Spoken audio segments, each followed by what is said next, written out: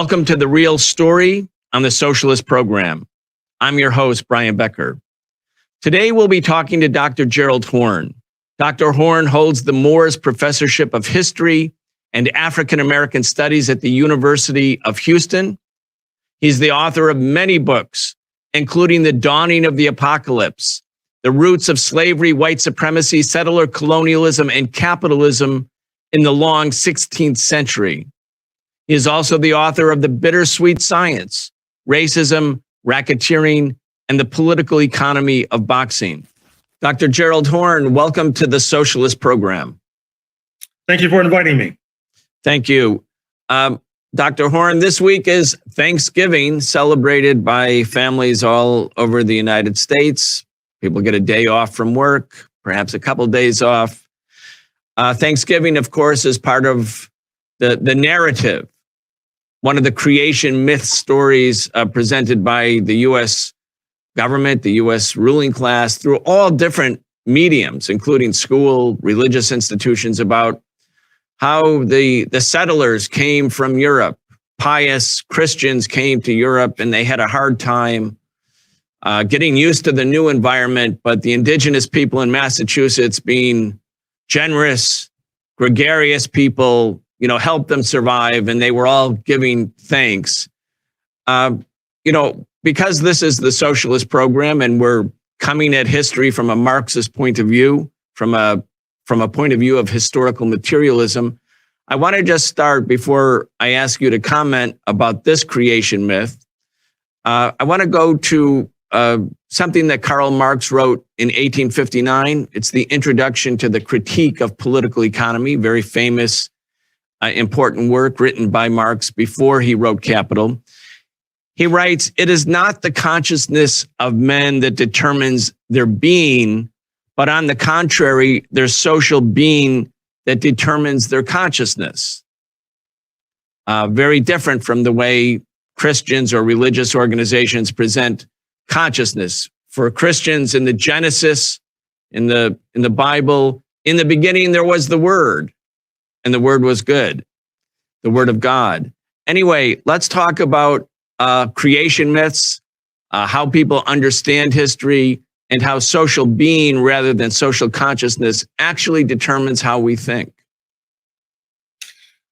Well, with regard to settler colonialism, there were different models. Recall that it was the people we now refer to as the Spanish who had a first mover's advantage, since they sponsored Christopher Columbus in 1492. And yet here we are on this continent, hundreds of years later, speaking English. A part of the philosophical idealism that has governed the ruling classes in North America and their acolytes has been a failure to interrogate that simple point. And if they did, they would revert to what you just made reference to, that say they'd revert to an analysis of religion. They'd look at the fact that the Protestant secession from the Roman Catholic Church, as we now call it, in 1517, spearheaded by Martin Luther, was then adopted by the monarch in London in the 1530s, supposedly because the church would not grant him a divorce. But I think it's fair to say that he, as his successors did so assiduously in coming years, also wanted to scoop up Catholic property, which they proceeded to do over the decades, which was part of the liftoff of this new system that we call capitalism. But there was a fundamental problem with regard to Protestant London challenging a Catholic Madrid for the feast in the Americas, because there were not enough Protestants to go around. Catholic Spain, for example, the term we now use, with regard to settling Cuba in the 1500s, were willing to make Africans conquistadors if they professed the faith. Also, if you did not profess the faith, like Muslims who had ruled the Iberian Peninsula for hundreds of years before being systematically ousted, culminating in 1492, or the Jewish population, were systematically expelled post 1492. London, the Protestants, since there were not enough Protestants to go around, could not take that route.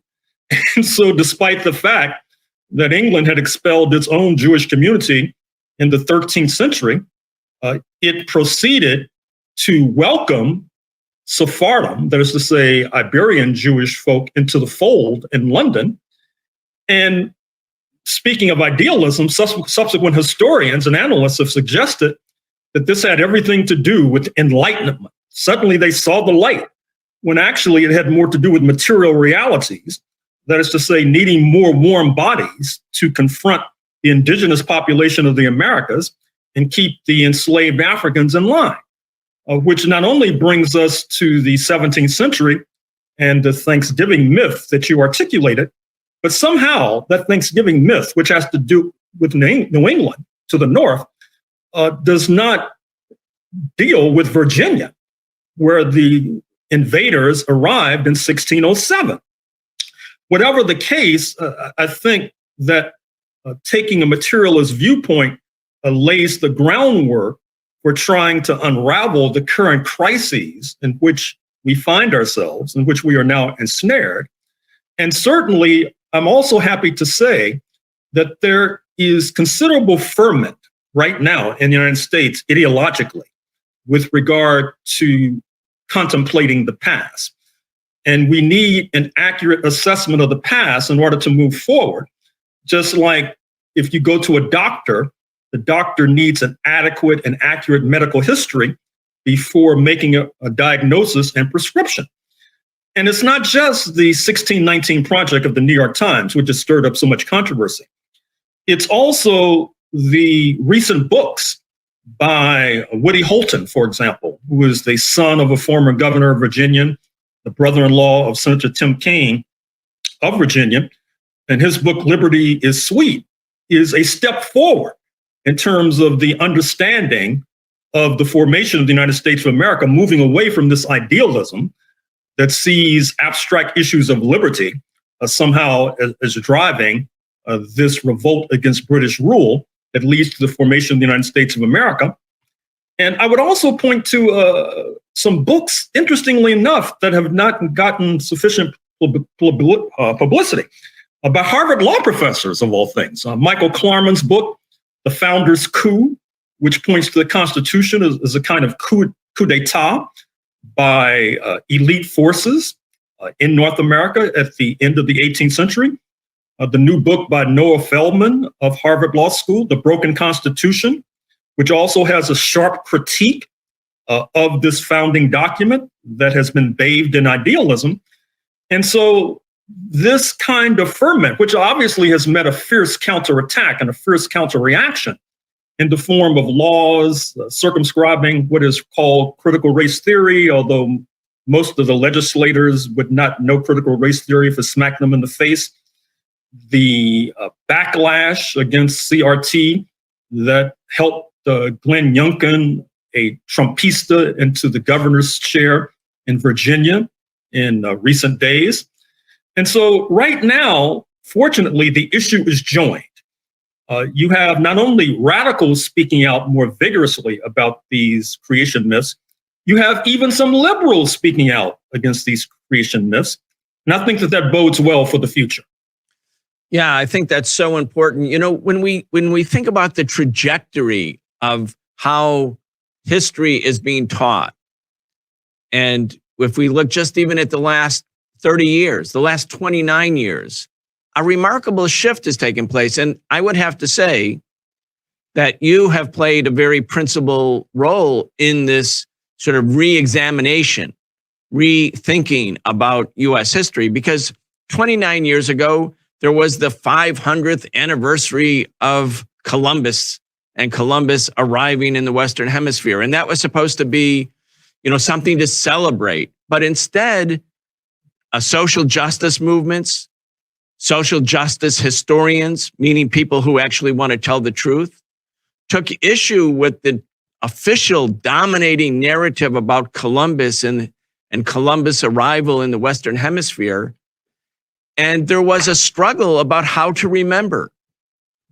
And at that time, those of us who were demonstrating, say, on, so-called Columbus Day, demanding that it be called Indigenous Peoples Day instead, we were few in number. Those who joined with indigenous communities in Massachusetts a month later on Thanksgiving to say, no, this is not something to give thanks for. This is a day of mourning for what happened, the genocide that followed from the European invasion.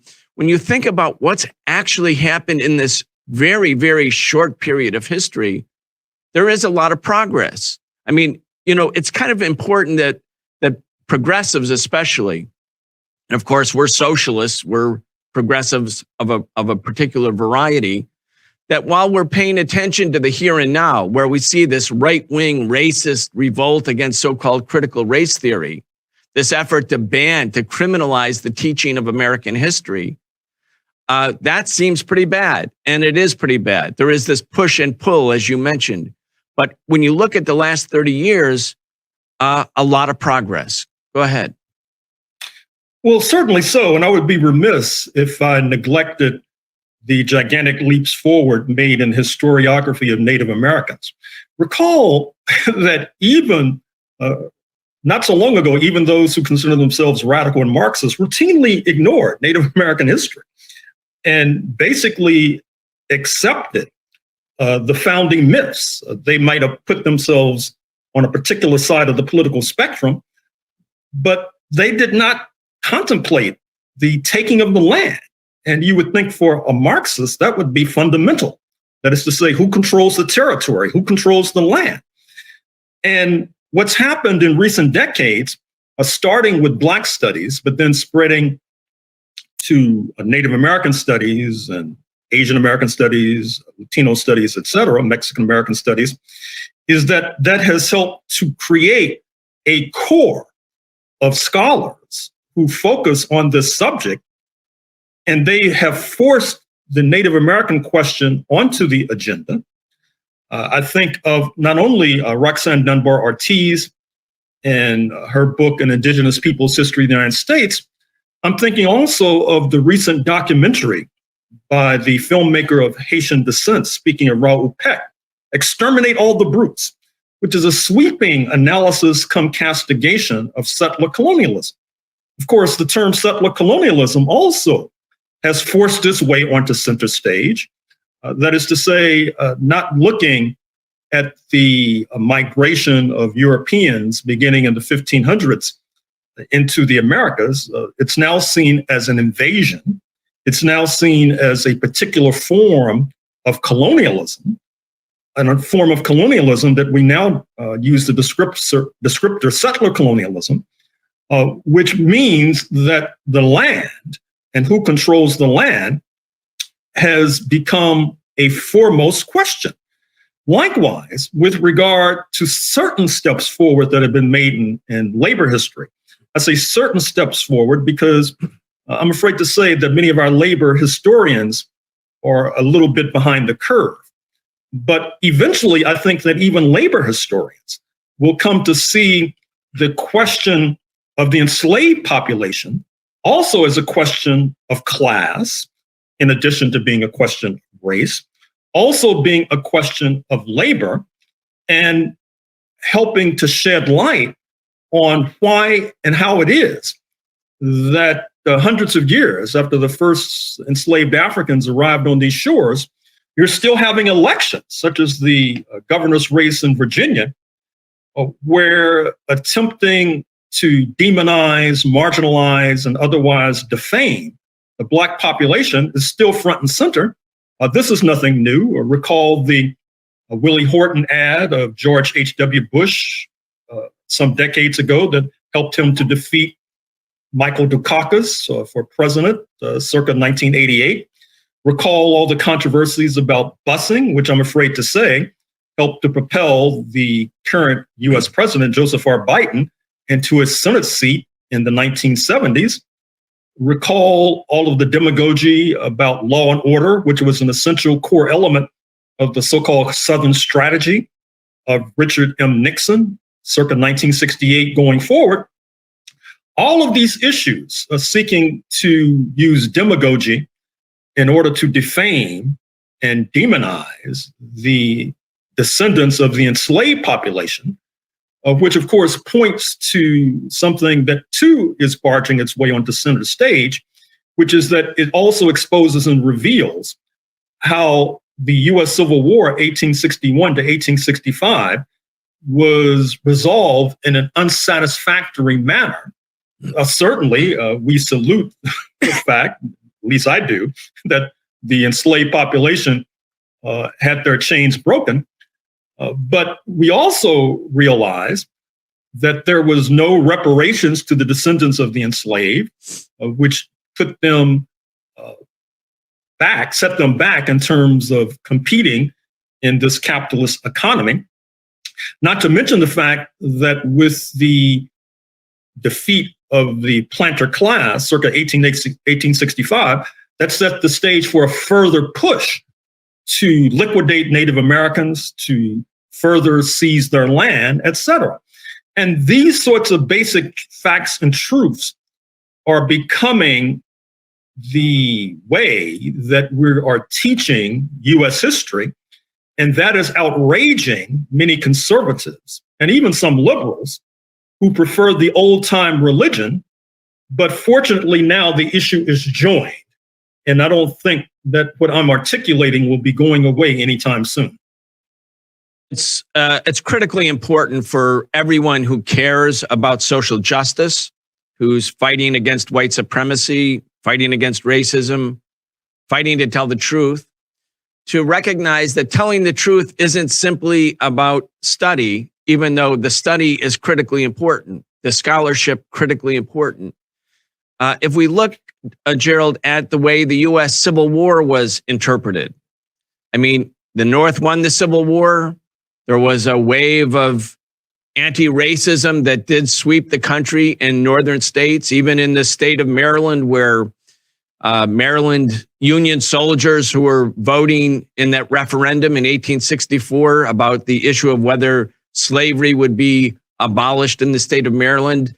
The vote was going against the referendum to abolish slavery. And then the ballots came in from predominantly white soldiers, or maybe exclusively white soldiers, I guess, at that time, who were in the Deep South fighting shoulder to shoulder with enslaved or formerly enslaved people to liquidate the Confederacy.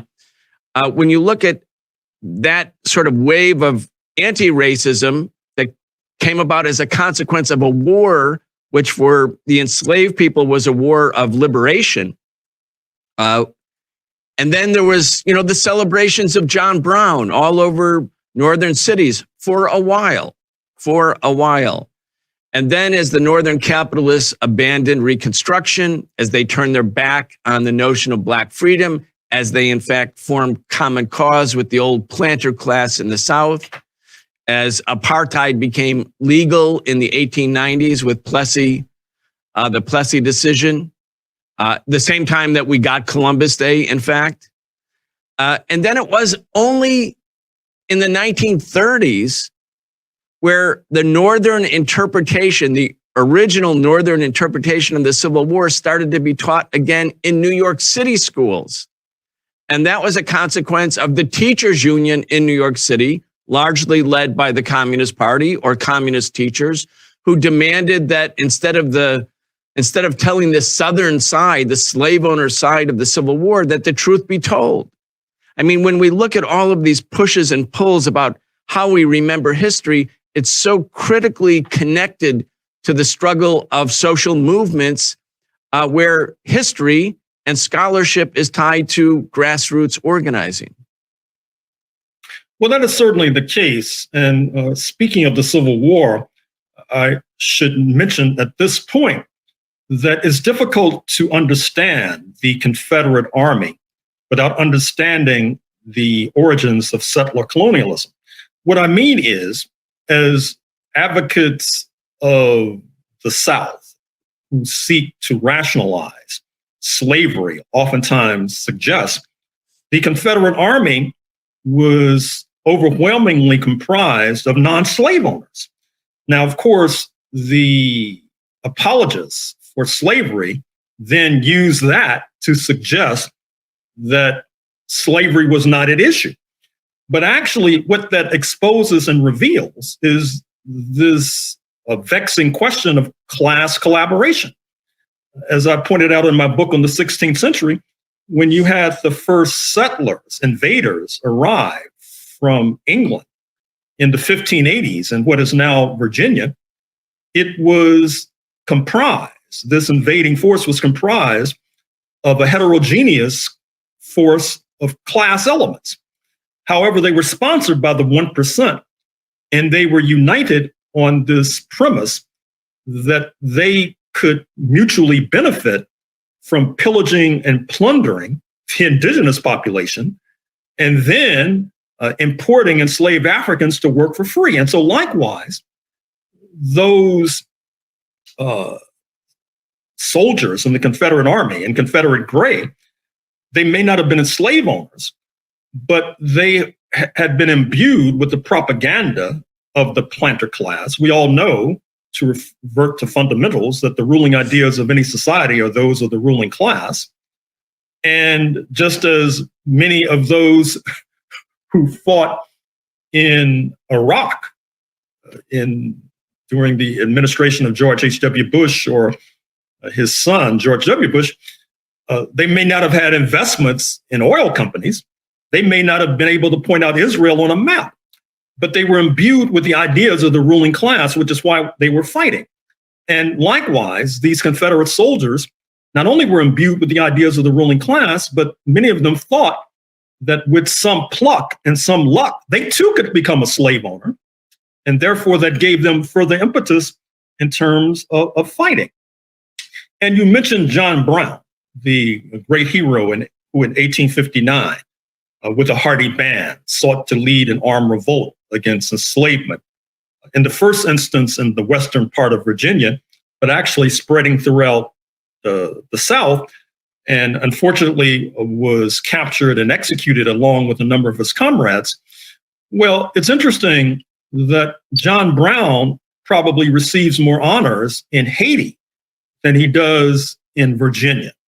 And there hangs a tale, because we cannot begin to talk about the abolition of slavery without widening our scope to look beyond the narrow confines of North America and to recognize that the Haitian Revolution, 1791 to 1804, ignited a general crisis of the entire slave system that could only be resolved with this collapse. It helped to move London towards abolishing the slave trade circa 1808, abolishing slavery decades before the United States in the 1830s. It even encouraged Mexico in 1829, under a president of African descent, Vicente Guerrero, to move towards abolishing slavery, which in turn speaks to the territory from where I'm now sitting and speaking, that is to say, Texas, because just as the settlers led by real estate speculator George Washington rebelled against London in 1776, because London seemed to be moving towards abolition of slavery, because London was putting restraints on the real estate speculators moving west, fighting Native Americans, taking their land, engaging in these grand real estate plays. Likewise, Texas came out of Mexico, seceded from Mexico with a similar motivation. It was a mini-me, so to speak, of the United States of America, except on a more bloody basis, because what's interesting about Texas is that it was much more explicit about what it was doing than the so-called founders of the North American Republic. What I mean is that the Texas settlers, led by Sam Houston, Stephen F. Austin et al., they pursued a conscious policy of, quote, extermination, unquote, their word, not mine, of the indigenous population, which then cleared the land, in their estimation, allowing for a massive importation of more enslaved Africans, which helps to explain why Texas has the largest Black population in the United States of America, according to the 2020 census. And it also sheds light on why in the 1930s in Berlin, you had the budding fascists who were looking to the United States for tips on how to construct fascism, which is one of the reasons as well why we have to be on our guard going forward in this country with regard to beating back fascism. Because if you look at the history of the United States, as these residents of Berlin, these leaders in Berlin could well instruct, you see all of the seeds of fascism, starting with extermination, for example, a conscious, intentional policy, particularly directed at the Comanches, but also directed at the Kickapoo, the Caddo, the Tonkawa, the Karankawa, etc., who hardly are to be found right now, although they existed in the thousands, the tens of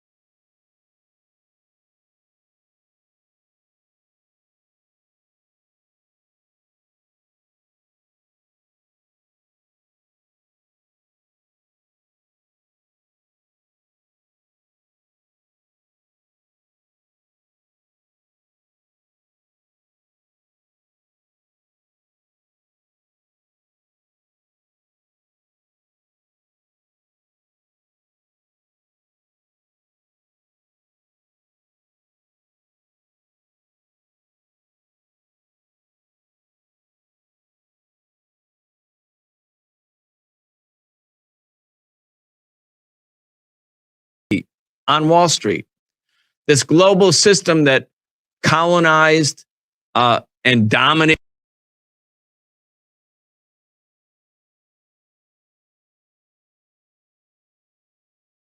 grew rich from colonialism, that grew rich from the enslavement of a huge part of the U.S. working class, kidnapped African people, got rich from the theft of the lands, the fertile lands of indigenous populations throughout the Americas. The same system was in a state of collapse, in a state of crisis. And its leading centers, including the British Empire, for which the sun never set up until that point, they were in crisis. And fascism became sort of the go-to method of stabilizing the system. But in fact, it destabilized the system, led to World War II, which in turn crystallized or catalyzed global revolutionary movements in all of what had been the colonized or semi-colonized parts of the world. So you had China and Vietnam and Korea and Indonesia and Asia. Asia was rising up, but so was the Middle East, so was Africa.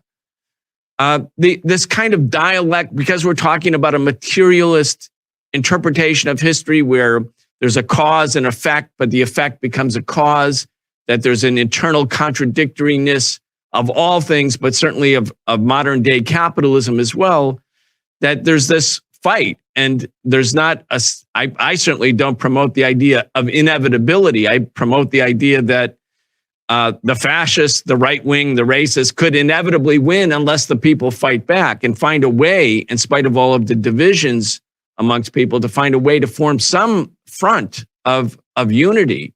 And there are some signs of that. But Gerald, World War II was the interconnectedness of capitalist economic collapse, and at the same time, the tendency or the inevitability towards war. Today, we have hundreds of thousands, perhaps millions of people marching all over the world about environmental crisis, rising sea levels, global warming. The prognostications show that if fossil fuels are used at the same level they've been used in the last 20 years, the temperatures around the globe will increase by 4 degrees Celsius by the year 2100. And there's these mass movements that are growing. And the slogan right now is uproot the system. Well, that's a big difference from when Earth Day started in the early 1970s, or when we had the so-called crying Indian ads promoted by, again, by the ruling class, where telling people don't litter. Now there's a recognition that it is the capitalist system. But when you talk about uprooting the system, of course, you have to replace it with something. Uprooting the system means to uproot capitalism. I'm wondering what your thoughts are, because I know, and I've talked to you in the past about how, say, the struggle for equality and freedom for Black people in America became an international movement, and it had a profound impact on what happened in the United States. We're sort of in that environment where everything has to be now approached on an international basis. But again, there will be differing trends between liberal, reformist, sort of like tweak the system versus those who are growing in number who are saying uproot the system. Anyway, I want to get your thoughts on this topic, because it seems it is at this moment an existential foundational question for all of humanity. All right. Welcome to another episode of Subversive History. We are your hosts, Johnny and Pat, and today we're going over Chapter 1 of the Counter Revolution of 1776, Slave Resistance and the Origins of the United States of America. Last time we went over hey, what's up, Sam? What's up, Monsieur Balls? Last time we went over just the introduction and the preface, and that was pretty wild. And this chapter is just, it is also pretty wild. There's a ton of stuff in this chapter that I had no idea about. And I think in terms of a general education in the United States, at least in a public school level, there's a lot of talk about the institution of slavery, and that it was bad and that there should be some guilt about that situation. But the actual expansiveness and gravity of slavery is something that is kind of very limited in public education, in my opinion. I think the Caribbean slave trade is extremely under discussed. In reading this chapter and understanding how significant places like Jamaica and Barbados and all of these smaller islands, Cuba, how significant they were to the transatlantic slave trade, I feel like that doesn't get enough discussion. And also, as we'll soon learn, the significant effect that these Caribbean islands had on the settlements in South Carolina and Virginia by European settlers, not just from the slaves themselves. Yeah. There was also just trying to find YouTube videos that would make this a little bit more visual for all my visual learners out there. Just trying to find, there's so many uprisings and it's it's kind of a shameful sort of thing that a lot of these videos on YouTube, you'd think there would be a lot more official things going on, right? A lot more official history YouTube channels and stuff, right? PBS and stuff would have. I found one from BET. Huh? I found one from BET, and the title was "Our Ancestors Were About It." That's awesome. Yeah, I found a couple different things. I mean, there are more than a few, especially about the Jamaican uprisings, but they're over an hour long. You know what I mean? Yeah. What's up, Chimera? Our Ancestors Were About It: The Maroons and Black Liberation in North America. That is by BET. Yeah, and the Maroons come up more than once during this chapter. We will discuss that. So, and also learning that the cover art for the book that we've been reading is actually I suppose, an artistic rendition of Tacky's Revolt. Correct? Yeah, I believe so. So this unfortunate fellow here fucking around and finding out is a illustration of Tacky's Revolt. That took place in Jamaica? I believe so. Yeah. The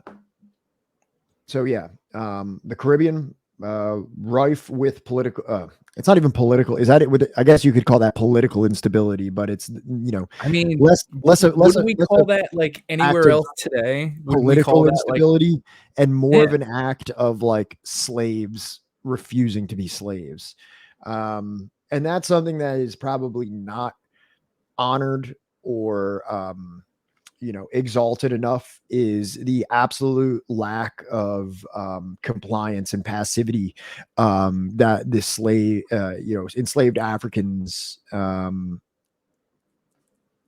displayed throughout the centuries of their enslavement. And even as someone that considers themselves like somewhat literate on the anti-colonial and anti-imperial struggles of history, I could talk to you about the Haitian situation. You know what I mean? I think that's more of like a household name in leftist communities. Toussaint Louverture and the Haitian Revolution, but that was, I guess, maybe that one was exceptional in the fact that it was very successful. Maybe there aren't many that rival it in terms of success, but you can find many a revolt where slave communities resorted to violence to take the lands that they had been imported into.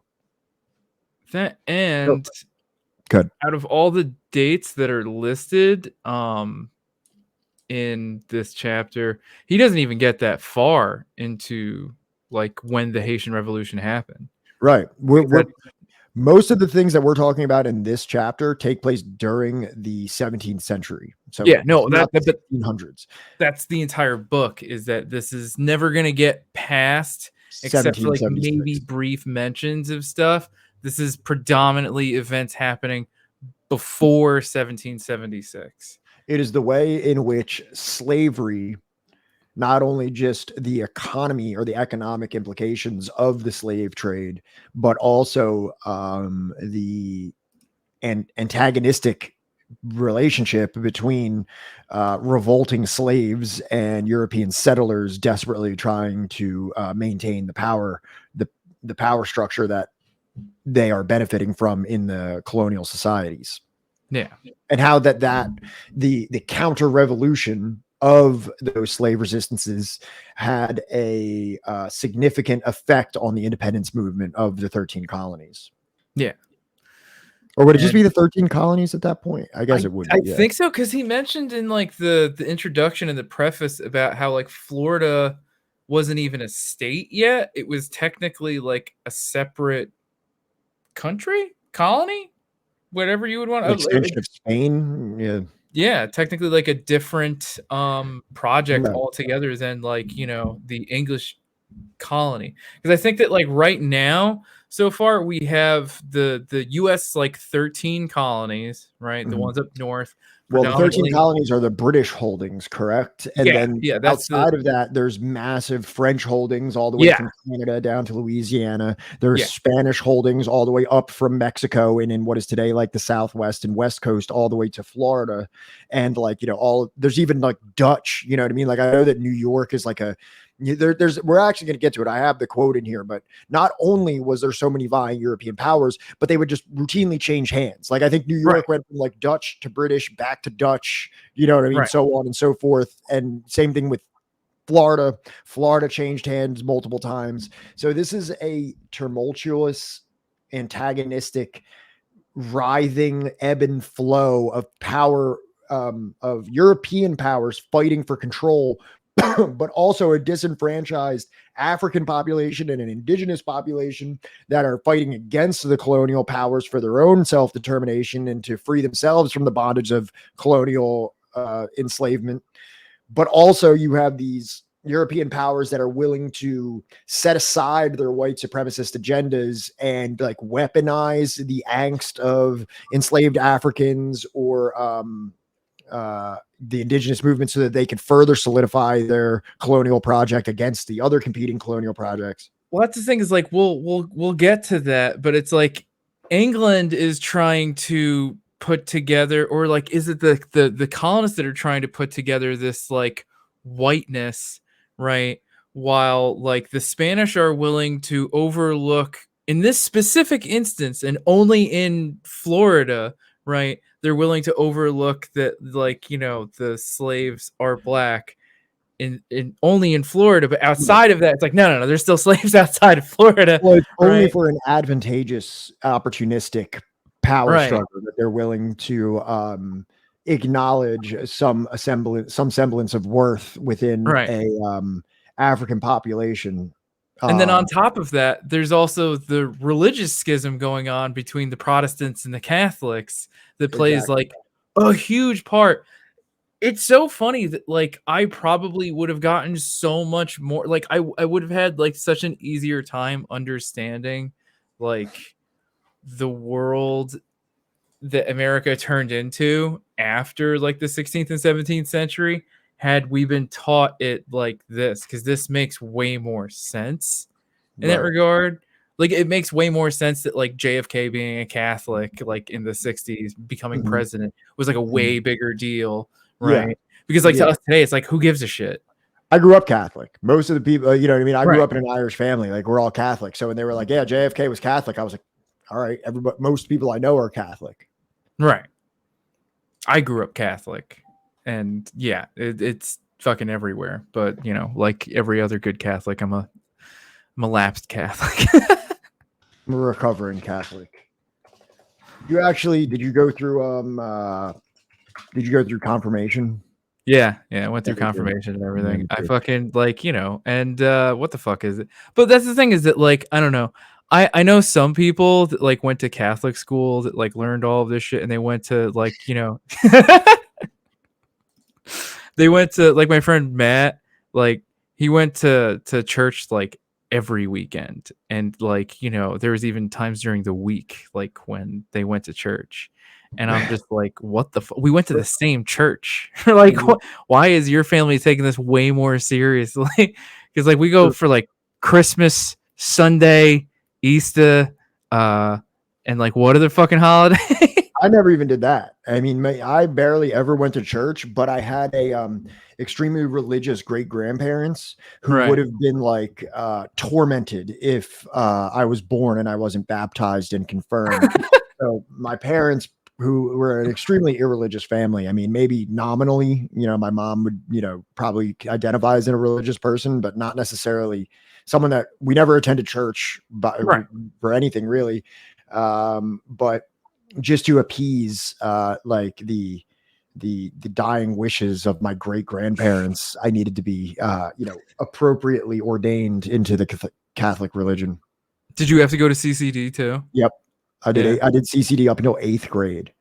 Wow. I think I probably something similar. I don't know. I'm like 33 now, and like anything before like the last 3 years is just like kind of like fucking corrupted, and I can't remember anything. The data is corrupted. Yeah. My disk needs to be defragmented or whatever. But it's all full of malware in there. Yeah. All I remember is like my grandmother calling me up, like, you know, at least once a year, being like, you know, or I would see somebody like at school or something with like the ashes on the forehead or some shit. I never did that. Be like, did you go to church? Did you get the ashes on your forehead? Interesting thing about this. Yeah, that happened. Look at the switch. What the fuck? You know what's interesting, man? I was in India over Easter, and like India has such a huge religious population that there was literally like demonstrations out through the streets where we couldn't even drive down streets because there was literal parades of Indian people carrying crosses, like simulating the crucifixion and shit like that. Like, shit I've never even seen in the United States. You know what I mean? Like, I've never seen Easter has never shut a block down in my life anywhere in the United States. And like, then I'm in India, in Kerala, which has like probably one of the more religiously diverse states in India. Like, other states can be like majority Muslim or majority Hindu. But Kerala has a lot of Christians and also a lot of Muslims and also a lot of, I think I met more Muslims and Christians than I did Hindus. But in, you know, Trivandrum, there's which is the capital of Kerala, whole city streets locked down because people are like out doing demonstrations for Easter. Yeah. Very, very weird. A lot of people, when they find out that, like, you know, my father's side of the family is Indian, they ask like, oh, so like, you know, especially when I wasn't eating meat for Oh, like you're 6 part years. Hindu. You must be Hindu. Yeah, yeah, There's yeah. nothing- That, like, yeah. People would just like assume that shit, and I'd be like, nah, bro, like they're all Catholic. Like, Oh, there's actually a place in here. Check this out, because I'm not gonna say. I'll say it, but there's a place in Cochin called Jewtown, and that sounds a little harsh. I'll show it to you now, but that's literally the name of the town. There it is. Here, look, I'll show you. So, in terms of like religious diversity, right here. oh my god. Yeah. So this is I zoom out so you can see the full thing. This is the southwest portion of India, right over here. In Cochin, this is actually like an old like colonial fort area. There's like all these old like colonial areas here from when the British were there.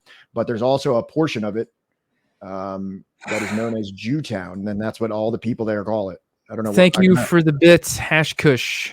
Oh, cool. Oh yeah, here it is. Jewtown is right here, and they have a bunch of synagogues. It's not even just called that. Like, look, Jewish cemetery. It's like a legit like Jewish part of India. Yeah.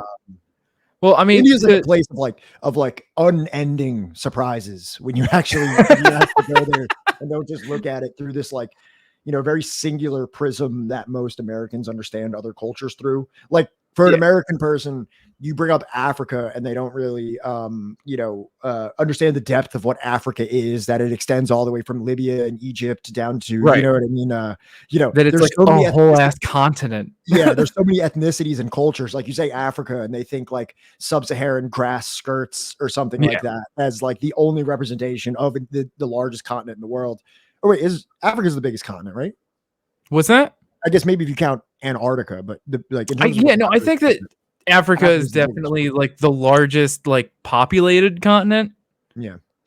But to Sam's point that like we just pretend to be people of faith, we don't really give a fuck.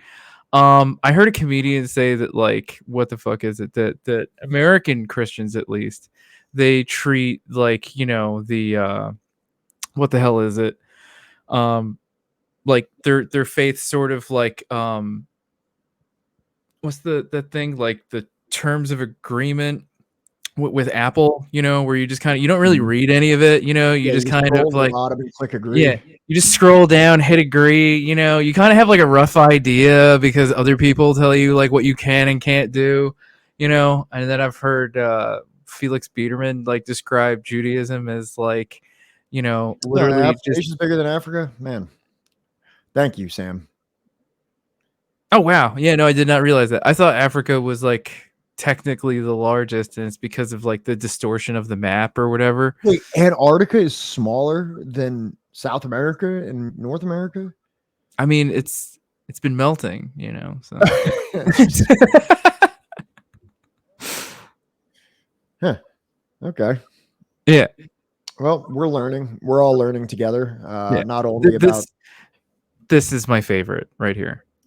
That like North America 7.5%. We like, I think people forget that like not only is like North America just like an international like minority, but that like white people are a minority. Yeah. Like not only is it like invented, right, as this book has been describing, but just like our idea of like who the white people are in the world, right? We've always been like a minority, bro. Well, and also there's been like this whole like changing, ebbing and flowing concept of whiteness as well. I don't know if you know this, but there was several times where Mexican people were like added and removed from the census, the United States Census, as white people. Right. Like you know what I mean? Like it really speaks to like this kind of like obviously what's discussed in this book in terms of the advantageous concept of whiteness for this kind of like power dynamic, but also like the way that like white people, that like in the United States, I think it was during the 20th century, on 1 year census, like they decided like Mexicans are white. And then like, the next like 10 years, the next census that comes out, they're like, no more. They're not being white. We changed our mind, all right. Yeah, like you don't get to be white anymore. And also, But that's like, dude, that's like the whole thing that's been going on with like the whole, Russia, Ukraine, like, conflict, right? Is that like somehow like Ukrainians are now European with a capital E, right? But Russians are still Slavs, right? Yeah. Ask Hitler. Yeah, like ask England, who like refused to accept like any of the Ukrainian refugees if they think that like the Ukrainians are white. Let's just go back to the book for a second, right? So this is another thing. Russians are Asian. I train martial arts with a lot of grapplers, and right now there are Russians that are here that you probably would not be able, if you saw these men walking down the street, you wouldn't, I mean, maybe like, I don't know how distinguished your eye is for these types of like ethnic components, but there are guys from Eastern Russia that are training with us right now that are like Uzbek or like other surrounding areas. I don't know specifically, but I mean, like, these are not like the fair-skinned Moscow Russians that you typically see in James Bond movies or something like that. They look as would Asiatic be the right term for that? All I can think of is how well versed are you in the art of phrenology? Yeah. Do you have your calipers ready? Is that really? I don't know if this is a joke, or I don't even know if this is a troll or like just like a joke or anything like that. But no, Matt's cool people. Matt, unelectable airwaves is no. But even if it's just like a funny joke or anything like that, and I just can't tell with how crazy the world is right now if that's actually Ukraine's official government position, because it might be. Honestly, that's why I'm like confused. Oh, hey Sam. Yeah, no, I'm sorry. I don't mean to get too pedantic, but sorry about that. No, yeah, I understand that you were being sarcastic. I just kind of like threw that out there just to kind of continue off of like this thing where like, typically people, at least in the United States, have like an extremely monolithic view of culture, of like cultures and other races. Well, I mean, like Russia has like over a dozen different like ethnic minorities within it, and like how you brought up Uzbeks, right? Like my friend, right? Exactly. I shouldn't dox people, but like my point is he's Russian Uzbek, right? But like people forget that like Uzbekistan is like right above Afghanistan, and there's like like a quarter of the population of Afghanistan is Uzbek. Like exactly, yeah, exactly. Like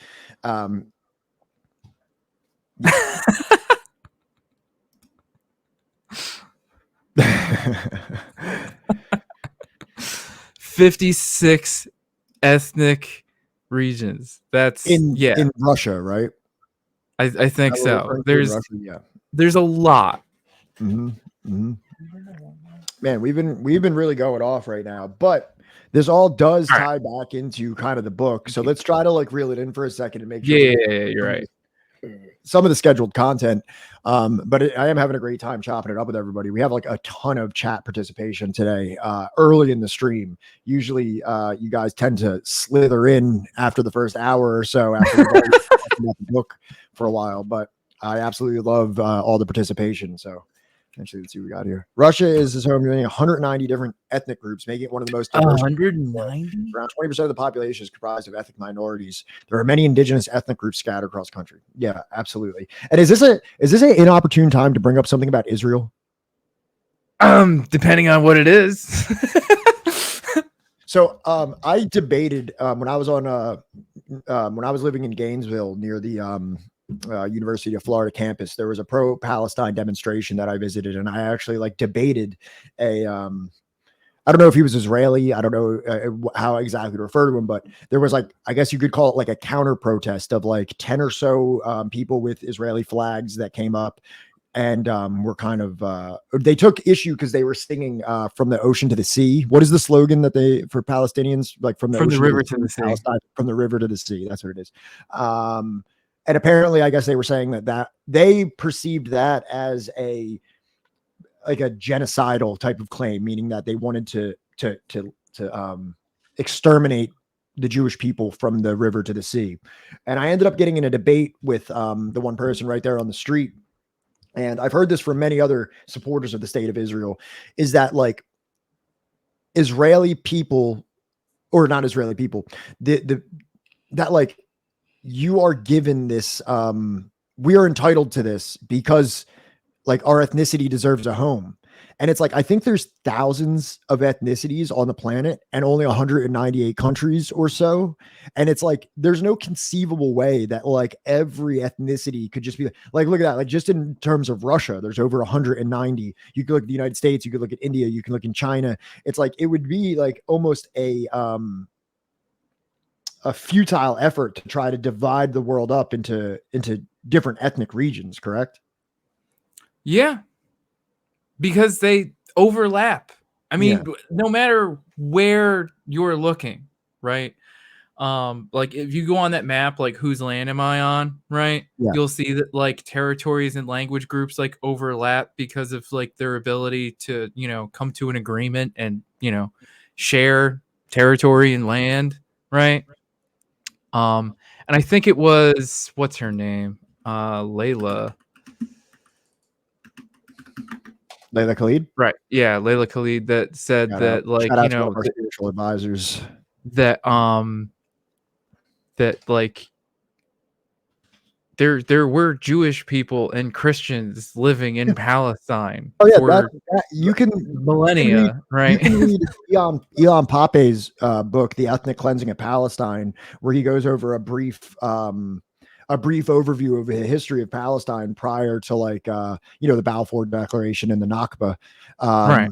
But there was like a somewhat harmonious there was obviously a majority Arab population in Palestine, but also there was a Jewish demographic, there was a Christian demographic, and they all lived together in relative harmony prior to the expansion settler movement. And I believe that there was even many Jewish people that were evicted and sent into refugee camps during the Nakba, not only Arab people. Right. There was all different kinds of people like living together harmoniously. So it begs it also question what is so different today. What is the difference and why, like, you know, there seems to be unrest, right, quote unquote. The process of settler colonialism, because that's also the thing, is that that's a common position of Israeli the apologists for the state of Israel and what it has done, that this was like a hotbed of anti-Semitism, whereas prior to the Nakba, there was not really much of evidence of that, like toxically anti-Semitic environment there. No, I think there was actually in the beginning like campaign of settlement, I think there was actually a lot of Arab support for it, because obviously we're coming off the heels of the Holocaust and the world is extremely sympathetic to to the plight of being like a Jewish person in Europe at this time. And I think there was actually a lot of support for it. Like they were willing to actually have Jewish people come there and settle there. But then obviously they started to do displacement. They started to bulldoze villages and take homes and everything like that. And then you have obviously the resulting anger of the Palestinian individuals. And then you have it'll be interesting when we go over a certain book by a certain Italian writer by the name of Domenico Lacerdo at some point in the future, and his involvement and support for the project of Israel. The Soviet Union had a lot of support for Israel in the beginning. You know what I mean? That's something that needs to be acknowledged as well. Have you ever seen those pictures of the parade in Israel with the Stalin and the Lenin bus and stuff like that? Yeah. Crazy. There's also like what did they call it? There was like a Jewish socialist project in Israel, the kibbutz. I don't know how to pronounce it, but you know what I'm talking about, right? I know. Yeah. I need to really read more about that situation, but that is a question for a future stream. that I'm sure that we will get to, because Pat is certainly like more well read than I am. And the thing is that the colonizers came to the forefront of the Israeli project because I'm going to call it the Zionist project, and I hope that doesn't have too much of like an anti-Semitic tinge on it, because anti-Zionism has been co-opted. Anti-Zionism has been co-opted by anti-Semitic groups. That needs to be acknowledged. There's a great debate with Ian Pape and Mehdi Hassan. Intelligence Squared: is anti-Semitism equal to anti-Zionism? I'm going to put it in the chat just so that just because it's like so here we go. It's so good, and it's Ian Pape, who is I think the one of the greatest Israeli authors on Israel, the state of Israel and its crimes. If you ever want to watch this is an amazing debate. But colonizers came to the forefront of the Israeli project because this was not something that was instigated simply by Jewish people looking for self-determination or a safe place away from like the horrors of anti-Semitism in Europe. This was something that was initiated by anti-Semites as well. This is the Balfour Declaration. People in England that were like, the Jews need to get out of here and they need to go somewhere else. Even Hitler was a supporter of a Zionist project because of like a desire to rid Europe of Jews. So this is in one way that you can see that this was not merely a Jewish centric project. Right. Well, my friends or people I used to be friends with, they used to have a podcast, right, where they literally would have But Herzl, Herzl. Okay, never mind. Go ahead. They used to literally have this kind of game on it, and it's an all Jewish podcast talking about Jewish the history and legacy like of the Jewish tradition, right? And they were anti-Zionist, right? And they were all communist, but they did have this thing where it was quotes of Hitler and Herzl, and the name of the game was Hitler or Herzl, where you had to differentiate, like, was this a quote by Hitler or Theodor Herzl? And is that not Benjamin Ben Gurion? Are you talking? What about him? What about him? Ben Gurion, the first prime minister of Israel? I think so, but my favorite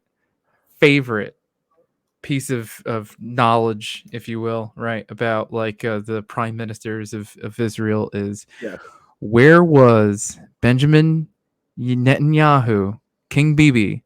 Where was he born and raised? I think you might have specifically told me this, but I believe that Bibi Netanyahu was born and raised in the current city which I reside in and call home, is the city of Philadelphia. So it's just like Bucks County, PA. Bucks County. Was it actually Bucks County? I thought it was Philly. Is it really Bucks County? No fucking way. It's right outside of PA. I mean, right outside of Philly, though. My wife has lived out there, and she's like, "Fuck that place." All right, we are so out in the weeds. We need to. We're having fun now. We're having fun now. So let's try to bring it home. Let's talk about kind of what this chapter covers. The chapter which we are reviewing today. Oh, maybe it does. Sam says Wikipedia says something different, which it is Wikipedia after all. This chapter is called, this is the first chapter. The last stream we did the preface as well as the introduction, and the introduction actually was less of a primer and more of an overview. Like actually like some of the content that was covered in the introduction, this chapter is actually just one of those topics expounded upon in more excruciating detail. So you could read that introduction and actually learn a lot about what the book's about. And then, at least from I understand its structure, because this seems to be, they mentioned this process of European countries investing heavily into the slave trade and into the slave markets and the plantation markets in the Caribbean, more so initially than they did in the mainland colonies. When we say mainland, we mean the colonies of North America where Europeans have settled. This is in the book, Gerald Horne will refer to this as the mainland. So when you hear us call this the mainland, we are referring to the continental North American landmass as opposed to the Caribbean islands under it.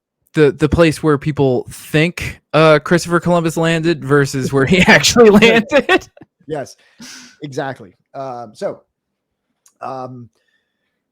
Just to kind of give you the overall vibe of what we are trying to establish here, or what Gerald Horne is trying to establish and we're regurgitating, here's a quote from the book. By importing Africans in such ratios to the point where they grossly outnumbered settlers, the crown was riding a tiger. Yeah. It was hard to dismount and harder still not to do so. So when you think about Rodney James Dio and what he's saying when he's saying ride the tiger, he's actually referring to the balancing act that European powers had to endure as they enslaved people who would ultimately want to kill them. If you ever asked yourself, what the fuck is Rodney James Dio talking about when he says ride the tiger? That's actually been elucidated quite clearly here in the counter-revolution of 1770. So Ronnie James Dio is actually a hardcore communist, anti-Zionist. Anti-Zionist. Yeah. Ronnie James Dio. He's on the left. Mm-hmm. Mm-hmm. It's just Did it's you just not the way it think is. of that when you read that line? Yeah, no, that's absolutely what the fuck I thought. Like, there's no way that you didn't sing "Ride the Tiger" in your mind when you read that line. Ride the tiger. Your mic cut out. I think you did it a little too loud. Yeah, no, probably. I guess if you go too loud, your mic censors it. Probably. It seems like 10 Actually, years Rodney James Dio actually has you singing in that octave copyrighted and actually has Twitch censoring that out so no one else can hear it. from beyond the grave. Yeah. So this is the dynamic that we're going to be covering here in much more detail, is that initially a lot of these European powers, mostly Spain and England, were contributing a lot, directing a lot of the slave trade to their colonies in Jamaica, Barbados, St. Helena, multiple of the other smaller islands, Hispaniola, Cuba, so that they could use the slaves for the ever lucrative sugar trade. This becomes an unsustainable issue, as many of you probably know, in Haiti, for example, where there was a successful slave revolution carried out by Toussaint Louverture. You end up with an island situation where you end up having 10-to-1 slaves per slave master or just non-African individual. And, as much as the European powers might have liked to pretend or feel as though that Africans were stupid, they realized pretty quickly that we outnumber you 10-to-1, and we're not going to keep enduring these abuses that you want to impose on us. And thus, the Caribbean region started becoming rife with slave revolt and slave, poisonings and murders and things like that to their slave masters. Well, I mean, what do you expect is going to happen when you're? He even says most of the plantations, especially amongst the Coromantee, who are much the greater number from any one country and are warlike and robust people, right? And apparently that's referring to the Akan people, who primarily live today in Ghana and the Ivory Coast in West Africa, right? I can't speak to whether or not they are a warlike people. I feel like that's kind of like a little bit of a, but the point is that, like, you're basically taking people that, like, they've seen some shit and they know how to wage, like, war. Yeah. You're just going to enslave them. Yeah. Yeah. And, come on, I gotta get this cat off the desk. Sorry. So these, London, for example, is starting to realize this unsustainable dynamic presenting itself in its Caribbean properties. And you would think that maybe this would cause them to kind of realize the futile effort that is, enslaving people and putting them into forced bondage to carry out your labor.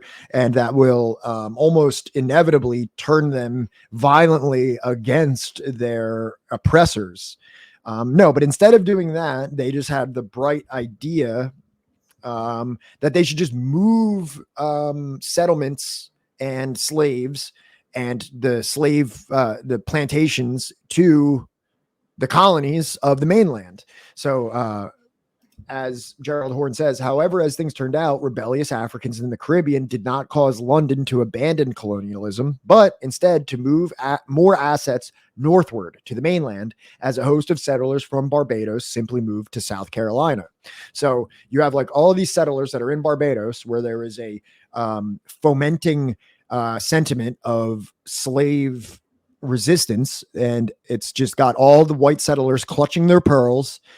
They can't believe that these savages that they've treated like dirt and treated like less than humans would ever have any kind of antipathy towards them, and may want to rise up from their status as less than human property. So they decided to run to the mainland, where they could perhaps more safely abuse these people that they consider less than human.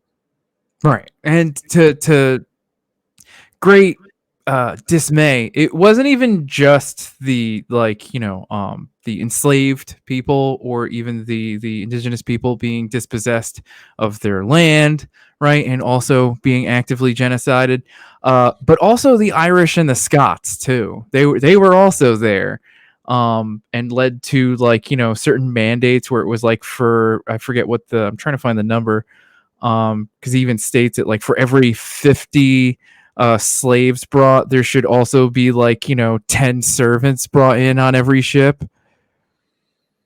Right.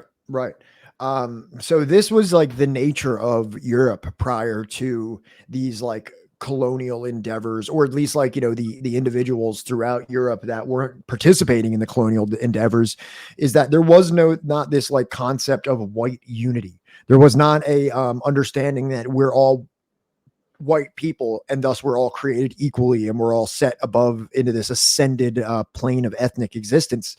It was, I'm British and you're a dirty Scotsman and you're a dirty Irishman and I'm better than you and you only serve to be a servant of mine. That right. Too. There was not just a religious schism between the Protestant and the Catholic, right? Because there was Protestant and Catholic Scots and Protestant and Catholic Irish, but there was also what the hell is it? The fact that you were a Catholic Scot or a Catholic Irish. Only Protestants were fully. Yeah, pretty much. Yeah. But that was something that was kind of disrupting this English experiment to try and create. It's crazy to think of a time where whiteness wasn't a complete project. Right. You know what I mean? Because today, we were just talking about before with the Slavs and Ukraine and stuff like that, right? How it's just the whiteness field kind of just moves forward and backward, but it's still a complete thing where at this time it's still just such a nebulous, vague idea that not even everybody is on board with. You know what I mean? Would you agree that maybe that because of the multi-ethnic dimension of the United States, that even this concept of whiteness that we grew up feeling was just something that existed, is that sentiment is more popular here than it is maybe if you went to Serbia and discussst that with someone there, that concept of whiteness? Well, I think for them, it's less about one particular group versus another, because if we're talking about Serbia, a former part of Yugoslavia, right? It's going to be about Serb, Chechen, or what's the other fucking countries that were involved in Yugoslavia? Croats. Croatia was an American scam to keep the working class divided. Absolutely. That's right.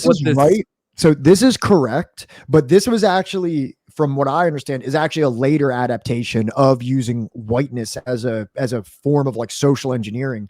Even prior to keep working class divided, the term whiteness, from my understanding, was initially manufactured by Spain, because the initial criteria for enslaving people to under the Spanish crown was that they were not Catholic, and if someone were to convert to Catholicism, it would no longer be legal to enslave them. So after generations of Spanish colonialism in South America, there was a degree of assimilation. And I believe this also happened in North America with indigenous tribes, that after a certain amount of time, you did have indigenous tribes that were willing to assimilate. So then you got to flip the script, because now that they're, the colonial subjects are becoming hip to the game, and they know that they can just convert and become baptized and we can't enslave them anymore. Now we have to set up a new criteria that is going to that will establish the out group that we can enslave. And that became this concept of whiteness and non-whiteness.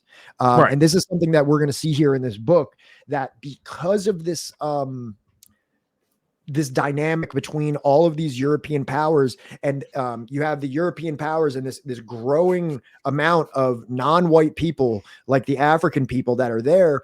We cannot afford to have these petty squabbles between if you're Irish or if you're German or if you're Spanish. So now we have to get more white people to the colonies, and we can kind of use this artificial concept of whiteness to bolster the oppression of Africans by a unified white people that never existed necessarily in the European mainland. Right. Well, I mean, this is why he says, undaunted in 1682, recently imported enslaved Africans from Jamaica, brought to Bermuda, devised a far-reaching plan to organize brigades and murder leading planters during Sunday religious services, which we talked about last week, or no, what's today? Sunday? Wednesday? Right? When we talked about on Wednesday how during Sunday service during the Stono Rebellion, they literally planned it for Sunday because that's when everybody was at church, and they were just completely unmonitored or whatever. So during Sunday religious services, then flee via the highway that was the vast sea. Settlers were in a quandary, since the well-founded fear of external attack meant incorporating Africans in the militias.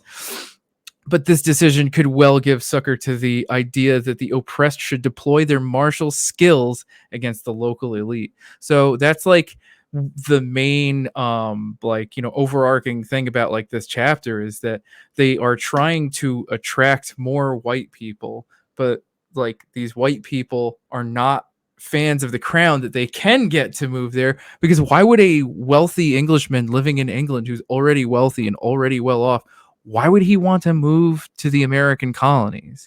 Why would he want to pick up everything where he's established and everything is stable and move that across the fucking Atlantic? Right.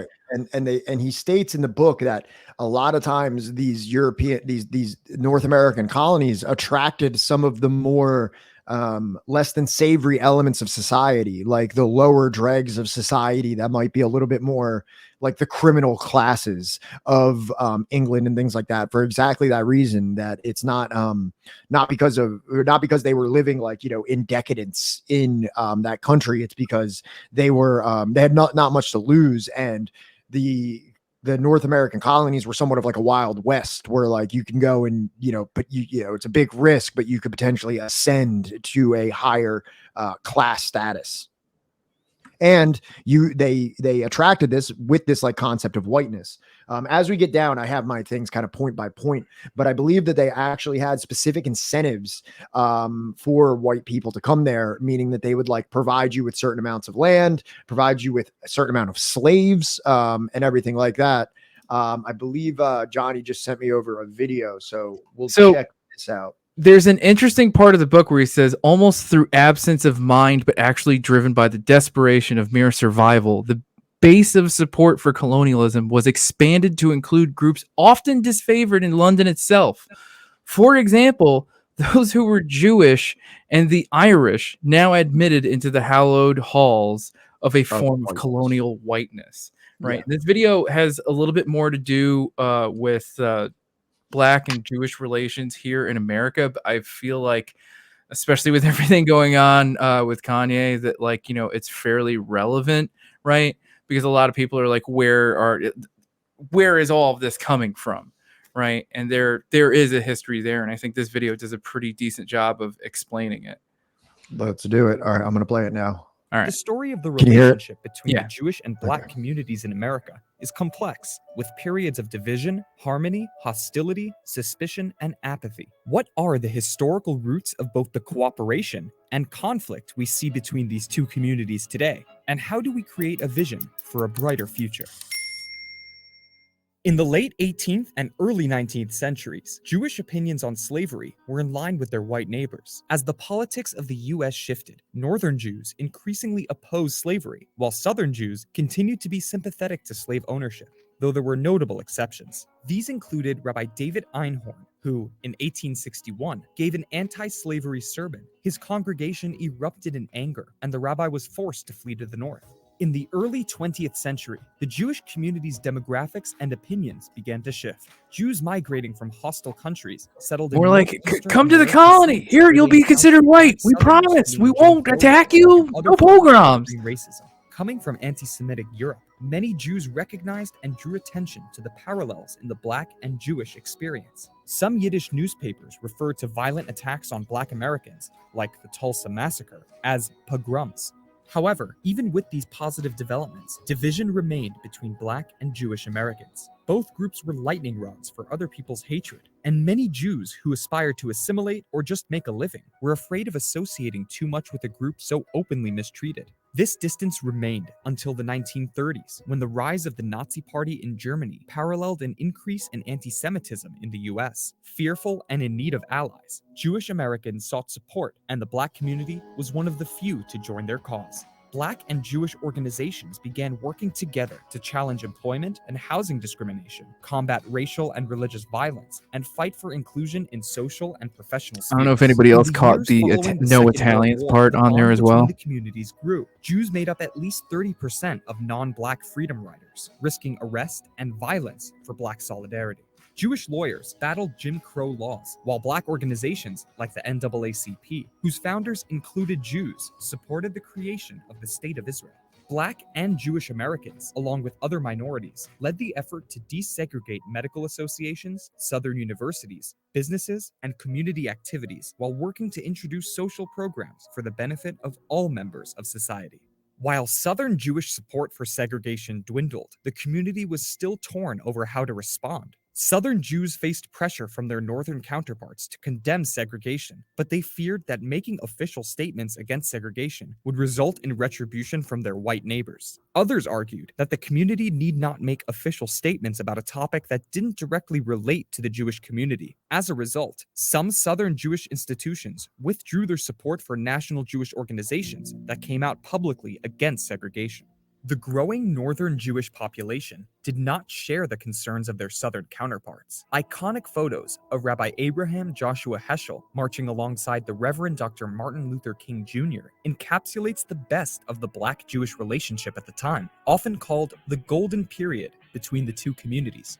Rabbi Joachim Prinz, who devoted much of his life to the American Civil Rights Movement, spoke just before MLK took the podium in D.C. to deliver his famous I Have a Dream speech. Black and Jewish Americans continued the fight for civil rights during the 1964 Freedom Summer Project in Mississippi, where Jewish activists joined others helping register Black voters and joined protests in front of courthouses. In June 1964, James Chaney, Michael Schwerner, and Andrew Goodman were abducted and murdered for their fight for equal voting rights. The ensuing outrage pushed Lyndon Johnson to sign the Civil Rights Act the following month. While Jews still faced discrimination in the 1960s, the ability for many Jews to pass as white still set them apart from their Black peers. Jews had relatively greater access to education and finances, giving them more class mobility. These opportunities, combined in some part with the healthy bonds between the communities, enabled Jews to open businesses and buy property in predominantly Black areas, a degree of coexistence that sowed the seeds of discord. A Jew was now their boss, their landlord, or their creditor, playing into age-old anti-Semitic tropes. Throughout the 1970s and 80s, the bonds between the Jewish and Black communities strained under growing racial tensions in urban America. Atlanta's first Jewish mayor employed racist rhetoric in his re-election campaign against Black challenger Maynard Jackson. In 1984, presidential hopeful Jesse Jackson made a number of anti-Semitic comments, referring to Jews as Haimis. The growth and increased visibility of the anti-Semitic Nation of Islam didn't help matters. As the Israeli-Palestinian conflict drew greater international attention, division between the communities mounted as Palestinians were increasingly seen as people of color, with Jews seen as white oppressors. And while many in both communities continued to cherish the golden period of the 50s and 60s, others began to portray Jewish support for civil rights as paternalistic and therefore just another form of racism. Tensions seemed to come to a climax in the 1991 Crown Heights riots, which erupted after a Hasidic man accidentally veered his car onto a sidewalk, killing 7-year-old Gavin Cato. The next day, in retaliation, 29-year-old Yankel Rosenbaum was stabbed and beaten by a group of black men. Rosenbaum died a few hours later from his wounds. Over the next 3 days, rioters looted stores and damaged Jewish property. The violence of the Crown Heights riots touched a nerve. For some, the pain, mistrust, and anger continues to this day. More recently, old wounds were reopened when voices within movements like Black Lives Matter and the Women's March made anti-Semitic and anti-Zionist remarks. In 2019, extremists connected to I the think Black they were Hebrew specifically Israelites were anti-Zionist, responsible for but the murder of they 4 kind of got people, lumped including into 2 Jews at a Jersey City that synagogue and argument, kosher like to be supermarket. For some, anti-Zionist is these are simply anti-Semitic, which is isolated incidents. bullshit. For others, this violence points to a broader, unacknowledged anti-Semitism reflected in Anti-Defamation League polls that find Black Americans are significantly more likely than white Americans to accept anti-Semitic stereotypes. Despite these ongoing tensions, the communities continue to find common ground. A shared sense of fear and urgency after the 2017 Unite the Right rally in Charlottesville alarmed both communities and triggered a rise in collaboration between some Jewish and Black organizers and activists. In 2019, the late John Lewis, along with congressional representatives, formed the Bipartisan Congressional Caucus on Black-Jewish Relations, which now consists of 55 members. Today's efforts at cooperation always fall under the shadow cast by the traumas of racism and anti-Semitism, pain and mistrust. But there is tremendous hope. 1 year after the Jersey City murders, members of both communities say the violence has forced them to leave their respective bubbles and confront difficult issues together, a model relevant well beyond Jersey City. As Pamela Johnson of the Jersey City Anti-Violence Coalition movement said, "We may not have always understood each other, but we are all in this together." Sometimes when somebody finds out I'm Jewish, they ask me.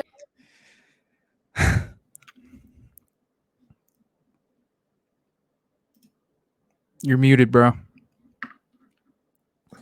All right. So obviously that video covered a lot of content, like all the way up through like the 20th century. Yeah. But it does drive home the overall point with this, like, as to take the word that you used, nebulous concept of whiteness that like various ethnic groups such as Jews kind of seem to like flow in and out of depending on like the convenience of it for that particular power structure that could benefit from them either being incorporated or dissociated from. Which definitely goes a lot, definitely relates to this quite a bit. So, for example, were you going to say something? Yeah, I was just going to quote out of the book, grouping together of Europeans in this evolving racial category that was whiteness. This process facilitated the degradation and subjugation of a recalcitrant African labor force, yet ultimately racial formation was not a long-term solution to London's thorny problems in the Caribbean, not least since it was hard to override by fiat or otherwise Protestant Catholic divide. Right. And also in the book, like just kind of like to understand like this kind of like you know, like the Benny Hill music playing, like I just like imagine like some kind of like a cartoon of like a you know, English kind of like not a monarchist, but like I guess you could say like a capitalist, maybe like running around, like, you know, there's the Benny Hill music's playing. There's a bunch of angry Africans over there. Then he runs over and gets a bunch of Scotsmen to try to, you know, assist him in that. And then they're mad at also like for this quote, thus the undeterred authorities in Barbados quickly moved to increase the supply of servants from Scotland to strengthen the island against the outrages of the Negroes. But casting increasingly restive Scots into this turmoil was not necessarily a formula for a calm repost. So you have like Scots who you've been oppressing for centuries and who are already like not super hyped on like the English structure that is oppressing them, and you bring them over to Barbados because your African slaves are not hyped about being part of your oppressive apparatus. Then you have these two separately oppressed groups that like end up like kind of seeing each other and being like, well, now there's still more of us than there are of you. It's like a problem that just continues to, this struggle to like maintain colonial control just becomes more and more untenable. Right. And he goes on to talk about how 1683, 1685, 1688, 1692, right, on the island of just one island, or no, I'm sorry, St. Helena in the South Atlantic. There's Barbados, right? Pretty much all throughout the Caribbean. Yeah, there's just a number of like mass poisonings, acts of sedition. Like, actually, here, check this out. I actually found this from Barbados. No. What the hell? Oh, here it is. I found this on Facebook, which is like a little bit. Get out of there. I found this on Facebook, which is a little bit weird of a source, but it's the only one that I could find for this. I can hardly read that. It's okay. So it's actually from the St. Helena National Trust, which is an NGO championing St. Helens natural, built, and cultural heritage. Right. Hello, everyone. It actually is it's an account from this time period where it says, on the 24th of November, 1687, Peter, a black slave of Richard Griffin, confessed that he had poisoned his former master, Hadolf Aben, also that he had given poison to Captain Beale's black named Derrick and to Andrew Phillips' blacks, and also that he had strewed powder glass upon meat to his present master, Mistress Griffin, but they, spying the meat, did not eat it. According to the evidence of other slaves, Peter had used powdered glass with earth taken out of dead people's graves mixed with blood and sweat. He was sentenced to death on the 29th of November. The death sentence read, then you can read like the death sentence. But yeah, so like that's like one example of like a piece of like history that is actually still existing till today that shows these the plots of Africans to be able to poison the masters and the mounting tension that resulted from that, because all these white settlers and slave owners started realizing that the jig might be up, and we can no longer treat these people like cattle without them, retaliating. It doesn't make any goddamn sense, because it's just like, isn't it just like common sense? Like, are you rude to like, the servers when like they're bringing you your food, or taking your order or anything like that? No. Right. Are you rude to like, the doctor that's like about to give you surgery or any other like important fucking thing in your life? Do you think you want to be rude to the guy that's like working on your car and like, Yeah. How about being rude to the person that literally lives in your house and knows knows every cup of water that you drink out of, and I just watched a incredible movie for my African history class. It's called La Noire D, which I suppose means the black girl in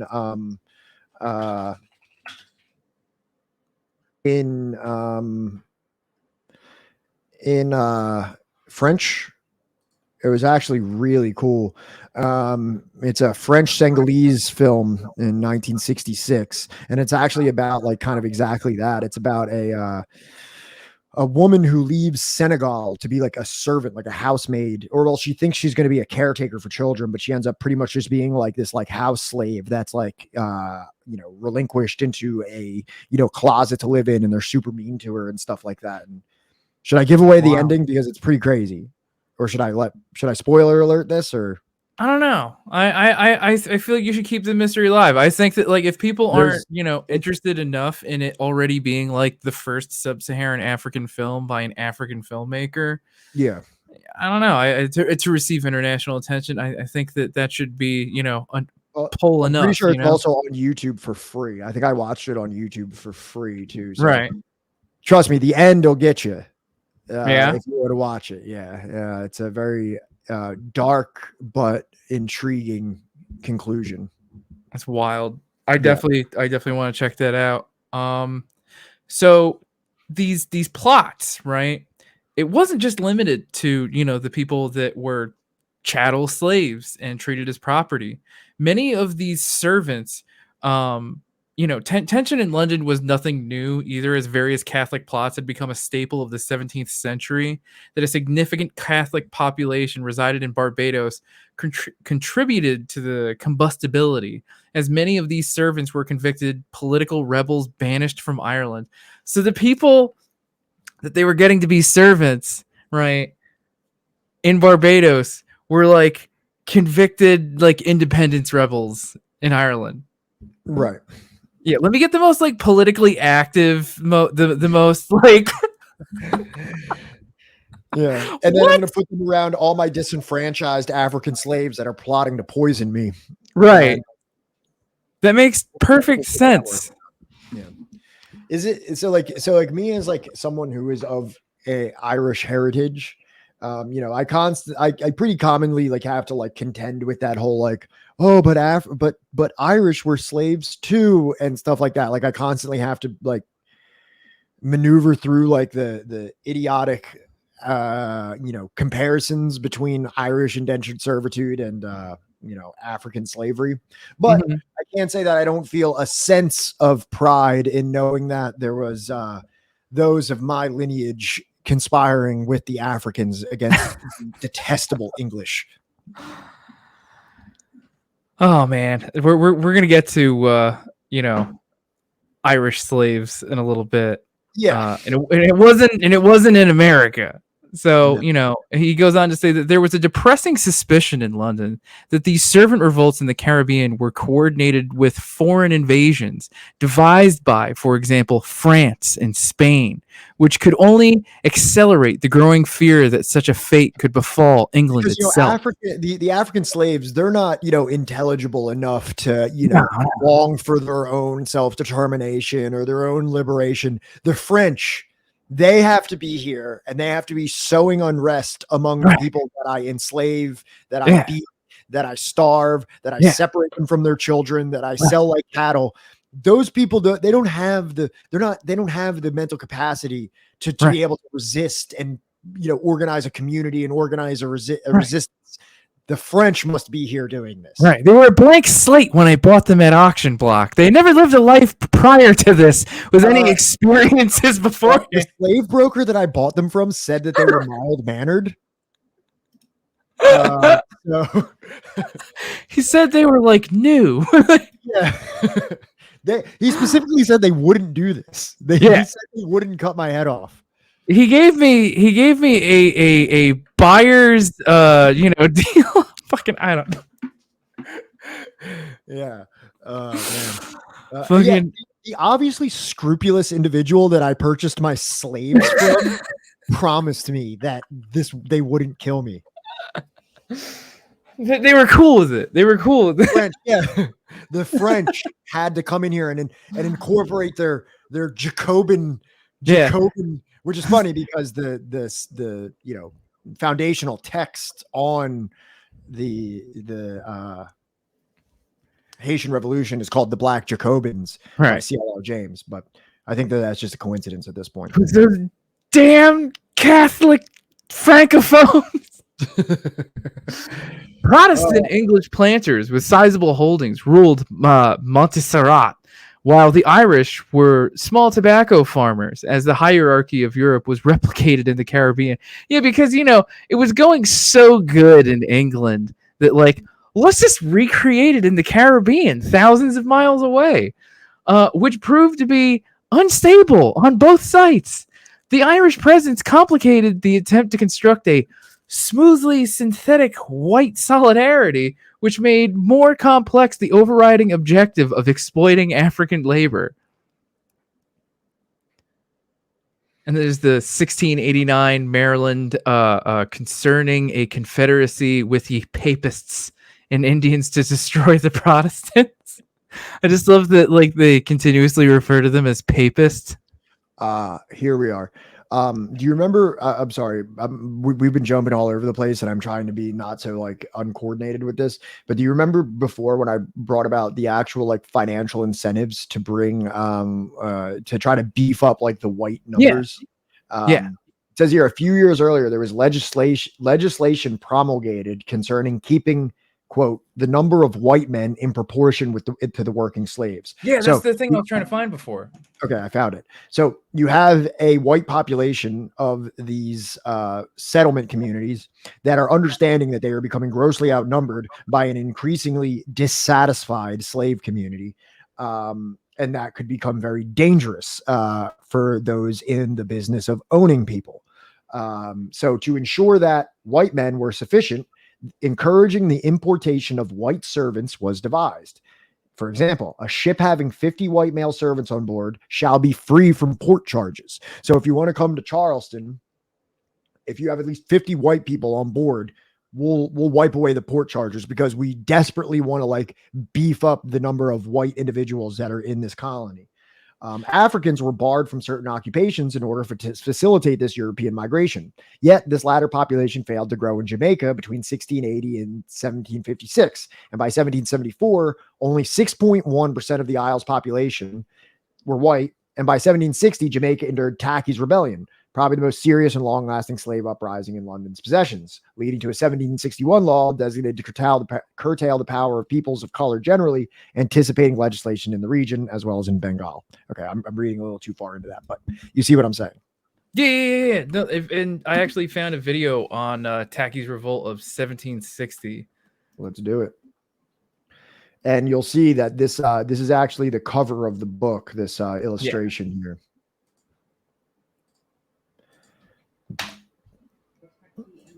You know what I've been thinking this whole time, not to get off topic before we watch this? What? So like the entire like liberal tradition of abolitionism, where you know, the former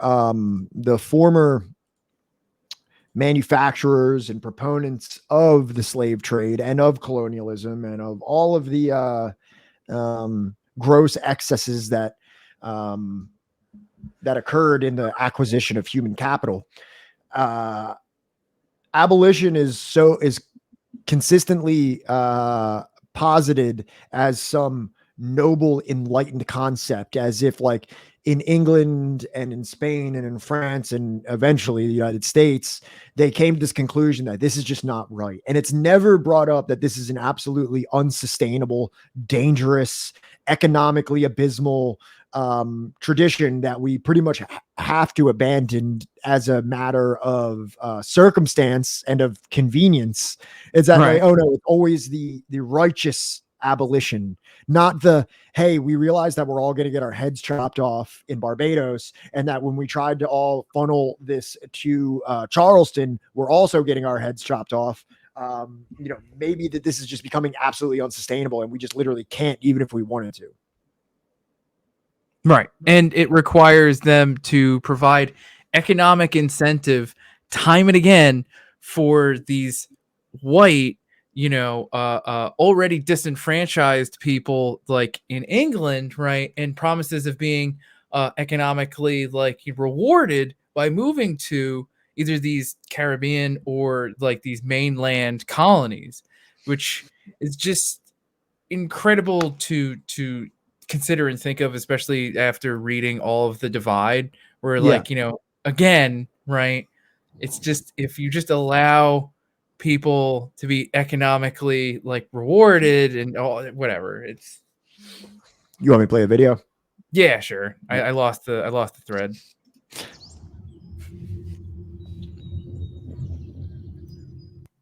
Hey guys, let us talk about the Tacky's Revolt of 1760.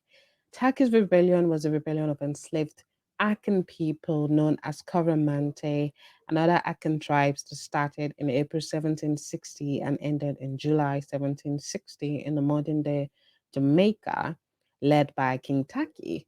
On the 8th of April, Tacky and his followers attacked the plantation where he worked, killing the owners and freeing all enslaved persons.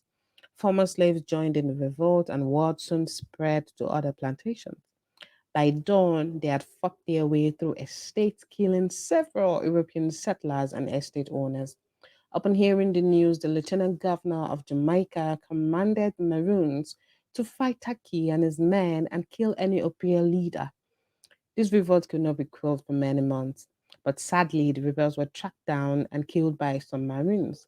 Taki was reportedly shot dead, and his head was cut and displayed in the center of town to indicate that the rebellion had stopped and freed slaves were in fact in danger. Many enslaved people committed suicide to avoid being recaptured and sold off to different masters. Finally, the British reinforced order and conducted a mass unmarked burial for all enslaved people killed during the revolt. In all, about 400 enslaved persons were executed, about 600 were sent to be enslaved workers in the Bay of Honduras for their part in the revolt, and this resulted in the British passing a bill that imposed a prohibition on the number of enslaved Coromantee people entering Jamaica. The suppression cost an estimated £15,000, and the loss of property stood at £100,000. What do you think of this story? Do let us know in the comment section. You have been listening to Stephanie from the Black History Buff channel. Thank you. So yeah, that's the Taki's Rebellion, which he mentions on more than one occasion. And notice how the Moors came up. The Maroons. The Maroons, sorry. The Maroons came up yet again. It's also interesting that he brings up Jamaica, right? Remember how we were talking about how like Jewish people were now to be like considered white? Mhm. Oh, Black Power me. I'll check that out in just a second. Sam, thank you so much for the link. Also, just real quick, if you weren't here for the last stream, we went over this a little bit. So the Jamaican Maroons descend from Africans who freed themselves from slavery on the colony of Jamaica and established communities of free Black people on the island's mountainous interior. Primarily in the eastern parishes, Africans who were enslaved during the Spanish rule over Jamaica may have been the first to develop such refugee communities. The English who had invaded the island in 1655 continued the importation of enslaved Africans to work on the island's sugarcane plantations. Africans in Jamaica continually resisted enslavement, with many who freed themselves becoming Maroons. The revolts disrupted the sugar economy in Jamaica and made it less profitable. The uprising decreased after the British colonial authorities signed treaties, blah, blah, blah. So this is just like to understand that in Jamaica, there was a large contingency of African individuals who did band together to resist enslavement and did so quite successfully, to the point where that England was actually forced into negotiating with them and offering them some degree of self-determination. And in the introduction, Gerald Horne actually points to this as something that struck fear into the hearts of the settlers in the colonies, that kind of like, England's gone soft on slaves. They're willing to negotiate with them. They're going to let them do whatever they want. That's going to happen here. We need independence from them, because they're going to do the same thing here. And next thing you know, there's going to be warring bands of African slaves that are coming to hurt us. And if we're a British colony, they're going to negotiate with them. They've already done it in Jamaica. They'll do it here too. So the thing I was trying to get at about like Jamaica and why it's interesting that, like, you know, he brings that up, and before how we brought up about how like Jewish people were now considered white, right, is that trying to incorporate the Irish and other dissidents in the superseding category of whiteness made sense, right? Except for the Africans, for which the trend was disastrous, right? Like, just like I said before, the 17th century, in the 17th century, one Londoner proclaimed haughtily that a papist hates a Protestant worse than he doth all others, just as a Jew hates a Christian far worse than he doth a pagan or a Turk. Actually, this writer, Thomas Gage, might have written that those who were Jewish had reason to resent his Catholic Majesty in Madrid, not least because of the Spanish Inquisition. No one suspects the Spanish Inquisition, which led to their mass persecution and their fleeing en masse to the Americas, among other sites. Many of them were residing in Jamaica, then Spanish soil. Like, I don't know if you noticed those dates, when it was talking about who owned Jamaica, until the arrival of the English in 1655, in which case they defected in huge numbers to the side of the invaders, emulating and providing a template for Africans subsequently. Thus, London encouraged migration of the Sephardim to Jamaica. And just as the Spanish had co-opted countless Africans on English soil, the English returned the favor with the Iberian Jews. No synagogues were built in Jamaica until after the Spanish were ousted. He goes on to say that English elites in the metropolis had to act similarly in Jamaica in overriding special taxes against Jews pursued by local elites, right? So again, there's that economic incentive, right? Oliver Cromwell had been scheming against Madrid virtually from the moment he seized office. That is, when he was not squabbling with Scots and Irish and other Englishmen. Because he like favored like a compact with France over Dunkirk, and there's like this whole like complicated thing with like the fucking Dutch or some shit and the Spanish, but whatever. In 1655, the Jewish population that rallied to London's side in Jamaica for the Africans took the opportunity to become Maroons, like we've been talking about. That is, fleeing the crown's jurisdiction and establishing independent communities on the island, raising the possibility of ousting European settlers altogether. And that's why, like, you know, during what, like, I think it was like our first stream talking about like this book, or we only have had one other one. What am I talking about? I think it was kind of funny how, like, you know, we were kind of like on the fence about like, you know, them allowing like other Jamaicans on the island to be, you know, enslaved while they were free. And I think this proves it. Like, they had to cut a deal in order to allow them to build up the productive forces to be able to ouster the English altogether. Yep. So, wait, what?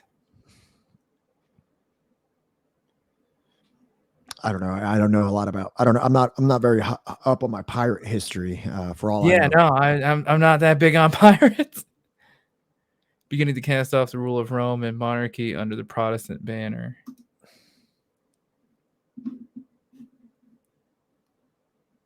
So, as this rebellion was fomenting all throughout the Caribbean, and as we said, as we've been stating, it's reiterated time again throughout this chapter. I think this is something that he really wants to drive home here. Yeah, we're not just kind of all over the place. This gets brought up again and again and again. The construction of whiteness, or the forging of bonds between and among European settlers across class, gender, ethnic, and religious lines, was a concrete response to the real dangers faced by all of these migrants in the face of often violent rebellions from enslaved Africans and their indigenous comrades. Such was the dilemma of the beset colonizing power in desperate search of a reliable labor force to exploit mercilessly. What poison should be picked? Bellicose Africans or disgruntled Irish and Scots? Yeah. He goes on to say, as before, rewards were offered to Africans who participated in fighting the French, with little regard as to how this clashed with the goal of compelling slaves to fear humans defined as white. By 1703, caution was cast aside as a bill was devised to encourage the importation of white men in order to provide security. Little regard was accorded to the difficult reality that both Spanish and French foes could insinuate themselves into the colony, since after all, they could pass as white men too. Frankly, who was to say that a preferred French Huguenot was not actually a despised Catholic because, you know, he changed his accent? Absolutely, yeah. I mean, that's like this is the transition from mutable characteristics that set the criteria for slavery and immutable characteristics, such as this ever nebulous and changing concept of whiteness, so that you can consistently manufacture an outgroup for which you can enslave, discriminate, exploit, etc. Actually, no, this is I'm sorry, I don't mean to interrupt you, Pat, but Monsieur Balls, no, this is actually before Napoleon. Napoleon wasn't around. Wasn't there a couple Napoleons? Yeah, but this is like the OG Napoleon. Napoleon Bonaparte. Yeah, no, he I know his wasn't last around name. until 17 he wasn't around until 1769. But close. This definitely plays a part in his rise. Now we have to get into like the next evolution in this situation. We've already established ad nauseum, and this, we're probably saying it a lot, but that's because it's said a lot in this chapter. This is really something that is being stressed continuously. European powers, Caribbean's getting crazy. Gotta get out of the Caribbean because we've brought in too many Africans. They don't like us because we're terrible slave owning people. We need to export to the mainland where there's just like a larger area. It's not just an island confined with 1 in 10 white people there could easily be a very violent uprising. So this is when you see a very large amount of settlers and African slaves going to Charlestown, South Carolina. So, and as it says, as important as Rhode Island was to slavery and as a refuge for retreating Caribbean colonists, it was far from being singular. By the summer of 1671, about half the Europeans and more than that of the Africans who were in South Carolina, in some ways the prismatic and paradigmatic province, which illuminated the mainland as a whole, hailed from Barbados. So according to this book, in 1671, about half the Europeans and more than half of the Africans in South Carolina came from Barbados. Right. Sorry, I'm trying to figure out. Carolina, particularly since there was a high proportion of men from the Caribbean in the legislature that came to preside there, these men were still quite active in the 1690s, as they represented some of the wealthiest and most influential colonists on the mainland. Ultimately, Jamaica was to surpass Barbados and much of the mainland as a source of wealth for London, but before 1700, it was Barbados, though 25 times smaller than Jamaica, which far surpassed it in sugar production, a major 29 sources of riches. Carolina, as an extension of the small island, thus gained in importance, but did so while carrying fresh Caribbean memories of rebellious Africans more than willing to upset the status quo.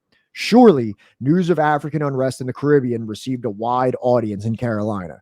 So what he's trying to drive home here is that the anti-abolitionist nature in the Carolina colony is a direct result of over half of the population being from Barbados, a population that was had fear stricken into it by the idea of Africans rising up and punishing them for their, atrocities.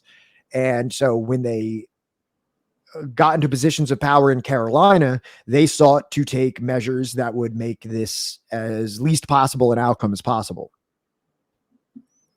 So I think that they're moving not only just because, there's more land, right? And they want more people moving to the colonies and they want more white people moving to the colonies, but also the fact that the Caribbean is not just England, but it's also Spanish and France. And they're not together, right? So to speak, in being against England. They're both mutually against England, but they're not exactly for each other either. Mm-hmm.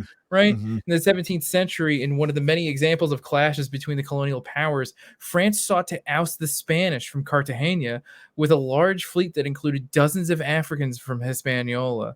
These were the first to be ordered to embark ashore in South America and were crucial to the attack on this growing town of 20,000 that had a heavy concentration of Africans. So in 1678, the Frenchman Robert Cavalier de Sales was confident that mulattoes, Indians, and Negroes, once promised their liberty, would assist Paris in driving the Spanish from Mexico. So it's just this whole fucking operation going on in the mainland is incredibly unstable from start to finish. And just to further that, so they even recognize this situation as it presents itself in the Caribbean, and they even recognize it as it's presenting itself in Carolina. But this ravenous quest for power and profits generally clouds the better judgment of those that are seeking to accumulate this wealth. So boldly, perhaps foolishly, the Carolina elite continued to import enslaved Africans, their population increasing nearly sixfold between 1685 and 1700. Moreover, Carolina's importance was underscored when it became the major port of entry for arriving Africans, who were then distributed throughout the mainland colonies. The estimate is that almost half of this group brought to the mainland from 1701 to 1775 were imported via Charleston. So not only were they recognizing this growing population disparity, but Charleston, South Carolina became the de facto slave Ellis Island for the mainland colonies. Which is weird because like he kind of goes like back and forth between referring to either Carolina or Rhode Island as like, you know, the main hub. Like I guess it's between the two, right? Yeah. But like that's another thing about like this book so far is that like there's no like linear line of time, right? As he's talking about this, like he'll jump from like, you know, 1684 to like, you know, 1630 and then to like, you know, 1740, right? In the same paragraph. Right. And then just a little bit more evidence on that. A 1708 Carolina census revealed the presence of a population of about 10,000, including 1,800 enslaved African men, 1,100 enslaved African women, 1,200 enslaved African children. So that's 18, 29, 30, that's 31,000. I mean, 31,000, 3,100 of 9,500. So over a third of that population is African. Of this population, only 950 white men were available for military duty. A laughably small number given the threats faced, as the greater majority of the Europeans consisted of women and children deemed hardly suitable for martial duty. So this is like kind of the numerical issue that European settlers are kind of coming to grips with.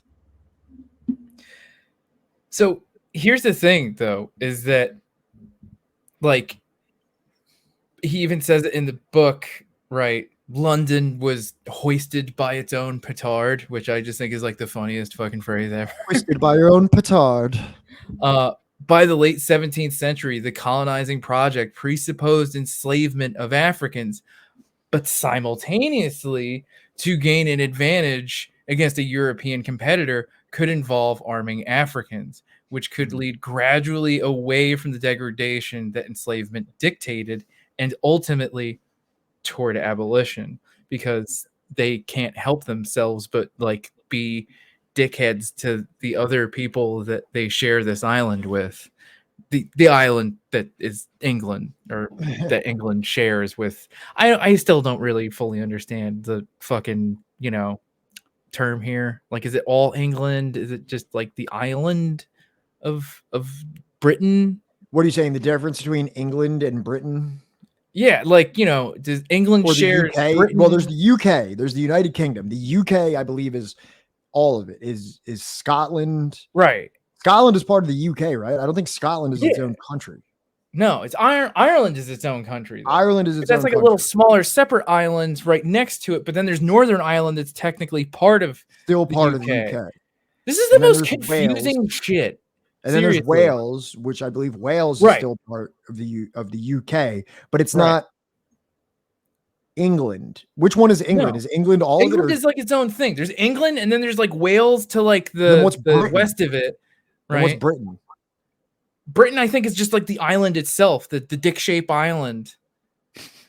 It's like a dick. It looks like a you know like a forearm kind of like here's Wales, then there's England, and there's Scotland, and then like I don't know, there's this weird central part.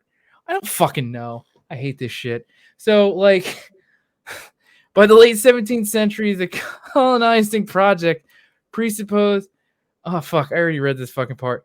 Yet France's slave, fucking goddamn it, seeking to fortify colonialism by trying to deploy Irish Catholics, invited their defection to the Catholic powers of Madrid and Paris, just as France had difficulty deploying Protestant Huguenots for fear they might defect to Protestant London. Yet France's slave code was not necessarily helpful in winning the hearts and minds of Africans, right? And then I had in Philadelphia, in the Always Sunny in Philadelphia. Yeah, that's what I was getting. He's like, yeah, dude, it's a bicep. What's more manly than that? No, my favorite part of that is where Charlie just goes like, "Oh yeah, I thought you guys wanted it to look like a dick." Yeah, I thought you guys knew the whole time that it was a dick. So like, I had to find a fucking video describing what the fuck a Huguenot was, because I had no fucking idea. I actually have no idea that either. Should I pull that up? So here's this thing, the brief history of the Huguenots in England and why they're there. It's by the British state media. What it is. I just thought it was funny. It's all right. People are always like, "Oh, you're using Chinese state media. You watch CTGN," but like fucking, the BBC is never considered like state media. Also, what the fuck is this fit? Nor is there ever any there's always like a constant criticism of every type of state media, which I think is like fair. I think you can definitely say like, oh, state media may have its biases. Yeah, but obviously. On the other side of that, they act as if like privately owned media is some kind of like sacrosanct, source of unbiased news. It's like, well, this media came from a billionaire, yeah, so obviously it should be trusted. Like, obviously that's better than Russia Today. Right. Or Russian Times or whatever. Well, I was just saying RT. Yeah, whatever the T stands for. It's estimated that 1 in 6 Britons today have Huguenot blood. No small reason for that is what happened right here in Spitalfields, East London, at the end of the 17th century. The arriving Huguenots brought with them an array of skills. They were master gold and silversmiths, clockmakers, and optometrists. But perhaps their greatest talent was in the field of silk weaving. Spitalfields was transformed into a weaver town, with the Huguenot abilities superseding those of their English counterparts. Today, one man still uses the same techniques and tools. There'll be 2 or 3 of these in the room, and the whole family will be busily hand shuttling, which is what I'm doing here, throwing the shuttle from one hand to the other. And the weaver in the time would be pressing up the treadle up and down about 13,000 times a day. How much cloth does Fuck that. It make about 4.5 yards, so about 4 meters a day. Their weavers lifted the industry, but as the 18th century began, Huguenot silk designers took Spitalfields silk to another level. High society began commissioning fashionable new looks. Not only did the Huguenots lay the foundations for the East End's famous rag trade, but for generations of migrant families coming here. Charlie DeWitt and the Huguenots of Spitalfields work with 10 schools in the Tower Hamlets area of London.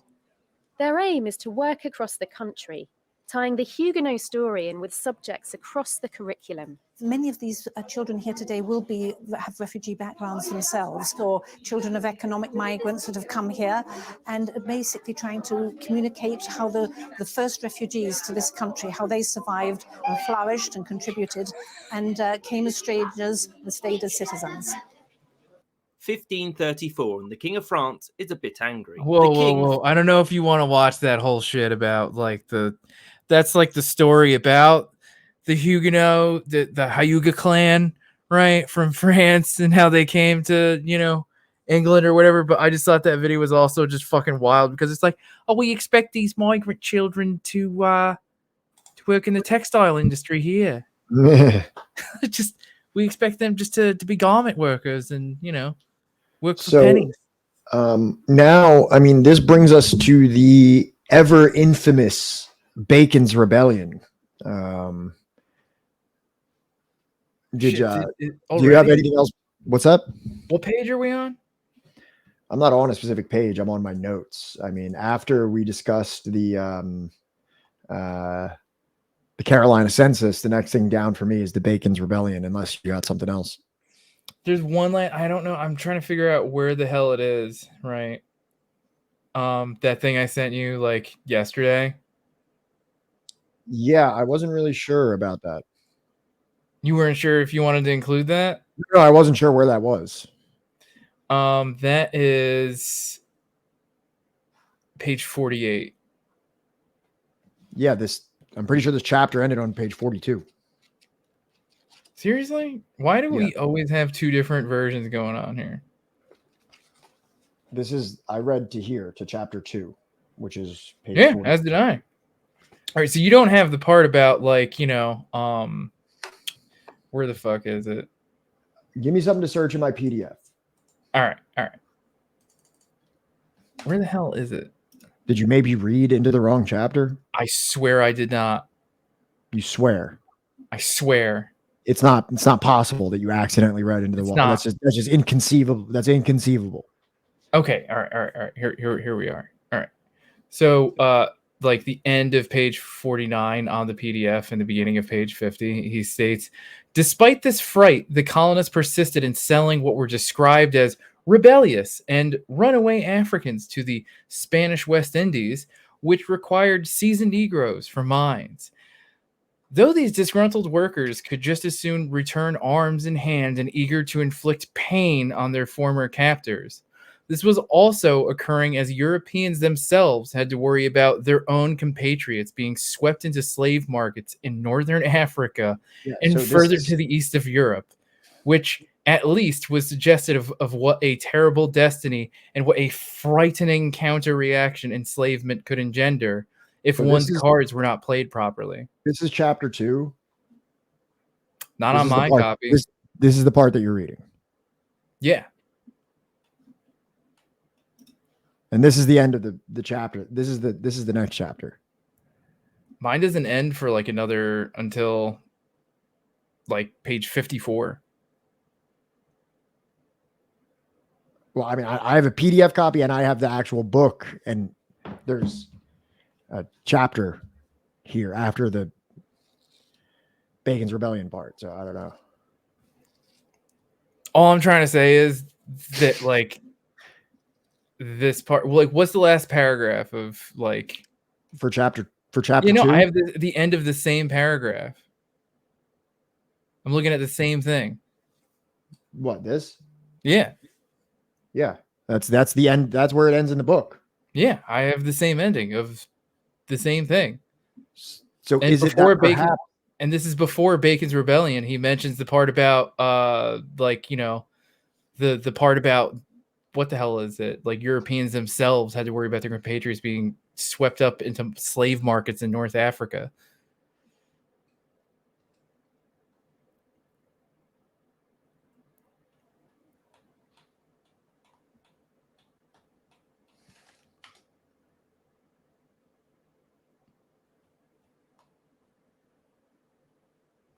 Right. That's part of this chapter. Yeah. So the point is, I bring this up because I had never fucking heard of this. The fact that they could be enslaved themselves.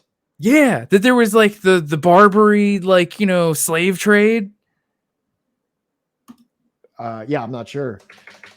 Let me see here. Barbary. Here, this thing.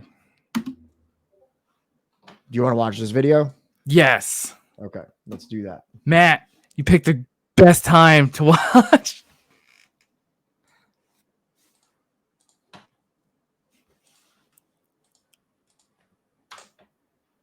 Hello, I'm Alex and welcome to the...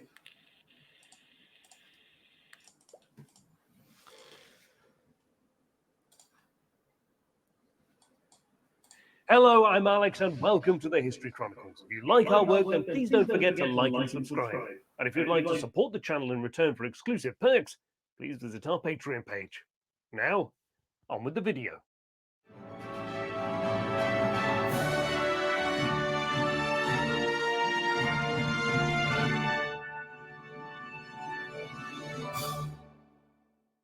Why was there slavery in the Barbary States? And who was behind it?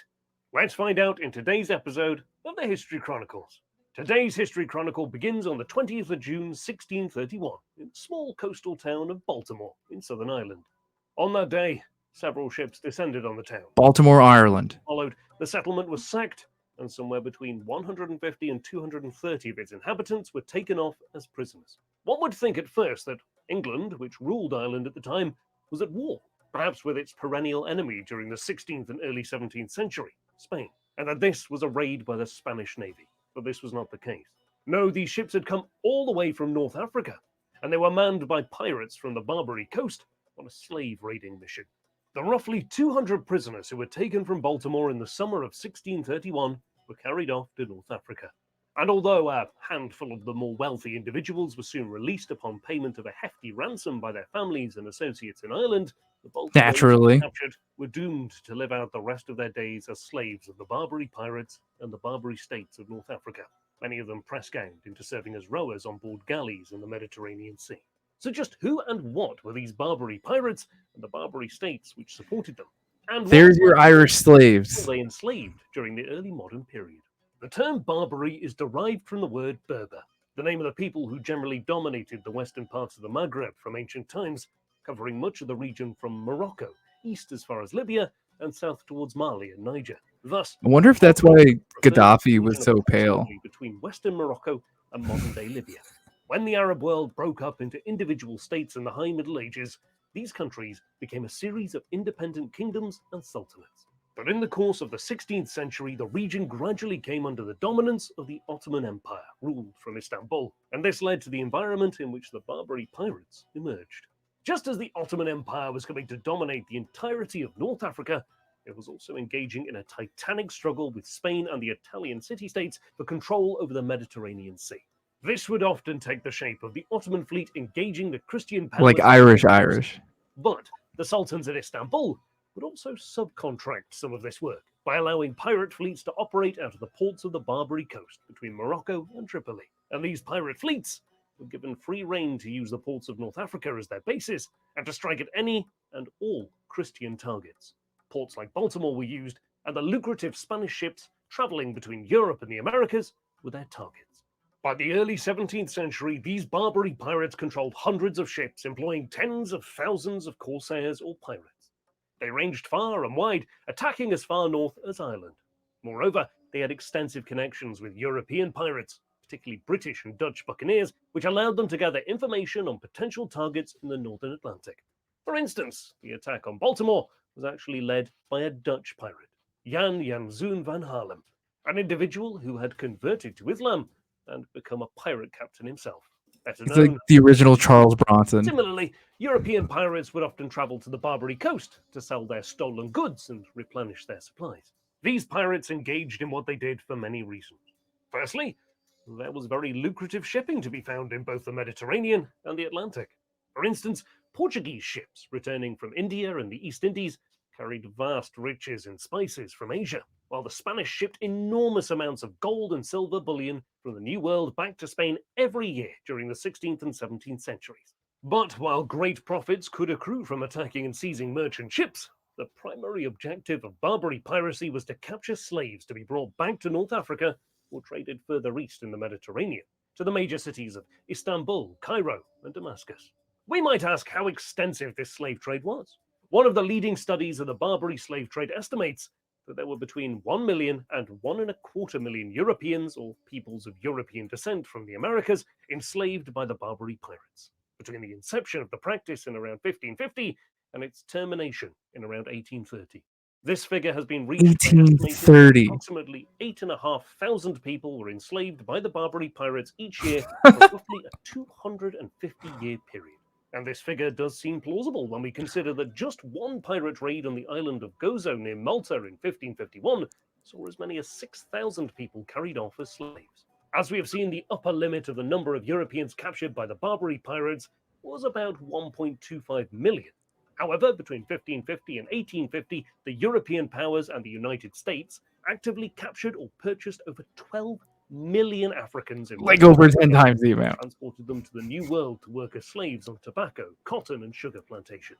Moreover, this trade extended into the Mediterranean Sea, and the southern European powers such as Spain, Venice, and Genoa used Muslim slaves themselves to row their own galleys. A significant proportion of those who were enslaved by the Barbary pirates and their allies. You're muted, bro. I'm sorry, I accidentally clicked it. I accidentally closed it. Nah, don't worry about it.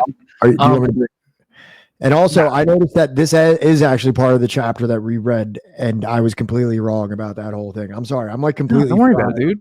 I'm in my finals week. I have 3 finals due by Friday, so I'm sorry for my lack of like. Don't worry about it, man. Like, and that's another thing is that like I am predominantly just reading this as a PDF because it's like way easier for me to like highlight and then attach a link to like a specific part, you know, to make this like more fluid and stuff. So don't worry about it, man. Yeah, sorry. I'm over here on the caveman Yeah. protocol of turning pages. Well, that's like another thing is that like you're both reading a physical copy and you're reading a PDF. So I can only imagine that there's going to be like, yeah. Also, like, there's normally like at night, like while my girlfriend's getting ready for bed, I'll like sit in my bed and I'll read for like 30 or 45 minutes that it takes for her to do that. And that's how I get like my first read through done. And then I read it a second time with like the PDF and like try to like take some notes and stuff like that. So I read each chapter twice before we talk about it. That's wild. That's my little method. So there's also this other video that I'm just gonna post in chat by what is this Al Mokadimia about how the history of the Arab slave trade that I also watched. And it wasn't just white people that they were enslaving, they also like enslaved like a ton of Africans too. Yeah, it's pretty illuminating on that. And not as much mention about like the white slaves, but like as the video even said, like it literally paled in comparison to the amount of Africans that were taken from Africa and brought to like, you know, the Anglo slave trade. So they said it was like 8,500 people, right? Oh, they took like the Barbary slave trade that took specifically white people. They said it was what like 1.25 million, but like the transatlantic slave trade, you know, is like conservatively estimated to like 12 million people. So right, okay, got it.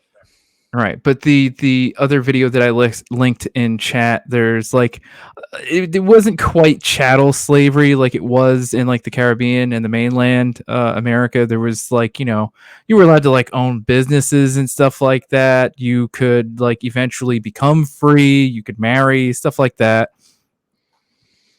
Right. Yeah, it did make specific mention that there was like, you know, the indentured servitude, the indentured Irish could eventually achieve their freedom and then even leave the colonies that they were serving in. So a very different circumstance than African chattel slavery. Right. And even the like I said, the Barbary slavery was even different than like the chattel slavery of like, you know, the Anglosphere, whatever the hell you want to call it.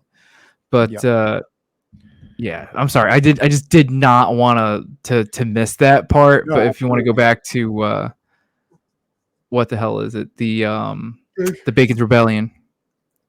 Sorry, man, I'm fried. Bacon's Rebellion. Good. You know, I did so much today. Jesus Christ. I wonder if that's true.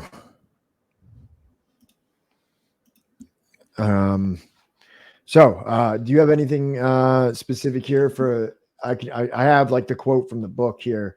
The famed Bacon's Rebellion, which actually let's pull it up just to give a little bit more context on that about what actually this was, just so it's not speaking to it like non-directly for anyone that doesn't know, because I could use a refresher myself. Bacon's Rebellion was an armed rebellion held by Virginia settlers that took place from 76 to 77. It was led by Nathaniel Bacon against colonial governor William Berkeley, after Berkeley refused Bacon's request to drive Native Americans out of Virginia. Thousands of Virginians from all classes, including in indentured servitude and races, rose up in arms against Berkeley, chasing him from Jamestown and ultimately torching the settlement. The rebellion was first suppressed by a few armed merchant ships from London, whose captains sided with Berkeley and the Loyalists. Government forces arrived soon after and spent several years defeating pockets of resistance and reforming the colonial government to be once more direct crown control. Bacon's Rebellion was the first rebellion in North American colonies in which discontented frontiersmen took part. A somewhat similar uprising in Maryland involving John Coode and Jehias Fendel took place shortly afterwards. The alliance between European indentured servants and Africans a mix of indentured, enslaved, and free Negroes, disturbed the colonial upper class. They responded by hardening the racial caste of slavery in an attempt to divide the two races from subsequent united uprisings with the passage of Virginia's Slave Code of 1705. While the rebellion did not succeed in the initial goal of driving the Native Americans from Virginia, it did result in Berkeley being recalled to England. Does it even include like how many indigenous people were murdered by this rebellion? I mean, that was the whole point of it, right? Yeah. That they wanted to just go murder, like, Meanwhile, another militia killing 10, killing 14.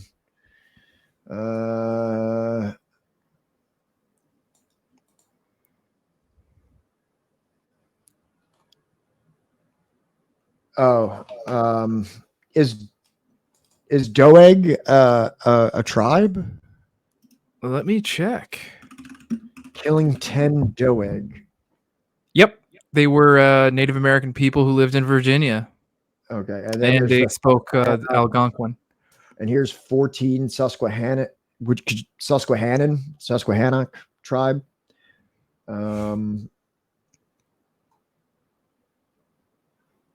So yeah, Berkeley proclaimed that the Susquehanna had been involved in the Stafford County attack with the Doeg. Yeah, not quite sure exactly how many, because the rebellion itself refers mostly to they burned down Jamestown, right? I think so. I'm pretty sure they burned down. Yeah, look, the burning of Jamestown by Howard Pyle. So it's an interesting multiracial alliance between white indentured servants and black slaves / indentured servants, but and free black people born from a wholly unsavory cause of two racial groups uniting for the purpose of scapegoating another racial group. So definitely a unfortunate circumstance. Yeah, this whole project sucks. No one's being made whole here. No one's winning at all. The famed Bacon's Rebellion has been described as a civil war as much as an insurrection spearheaded by servants. There were about 2,000 slaves and 6,000 servants in the colony's 40,000 strong population. As tabulated, the indigenous population also has to be accounted for when assessing the balance of class and racial forces. The growth in the population of enslaved Africans, their numbers reputedly tripled between 1680 and 1690, happened to occur as the more encompassing category of whiteness ascended, and perhaps as a result of this abortive revolt. This rebellion, according to a recent study, illustrates the illiberality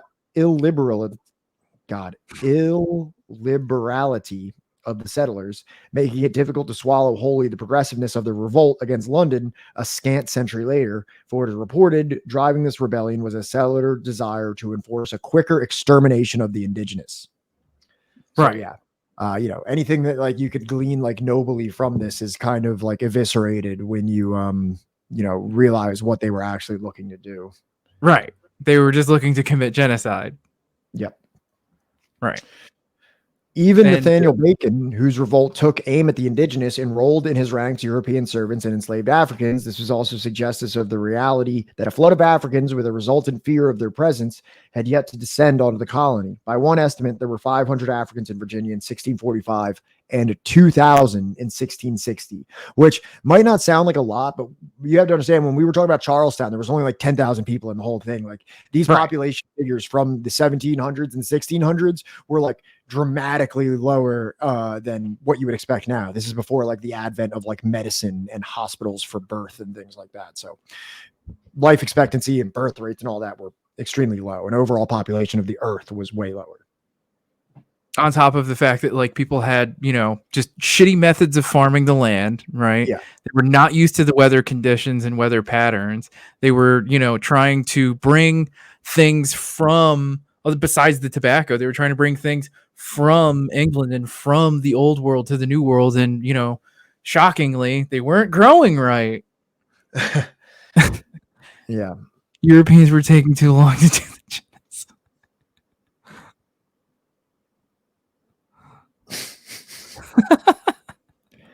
Kinda.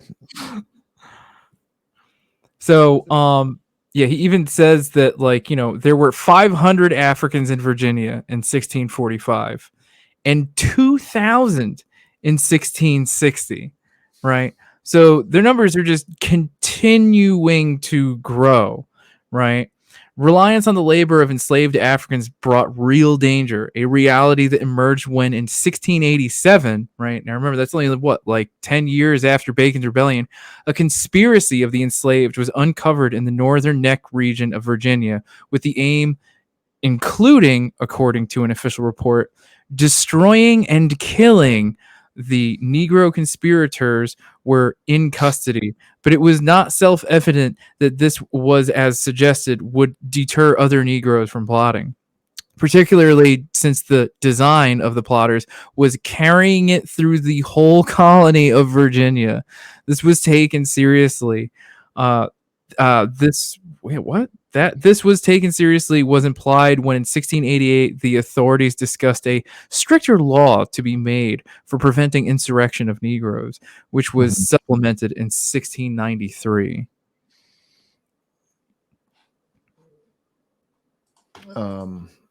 Yes.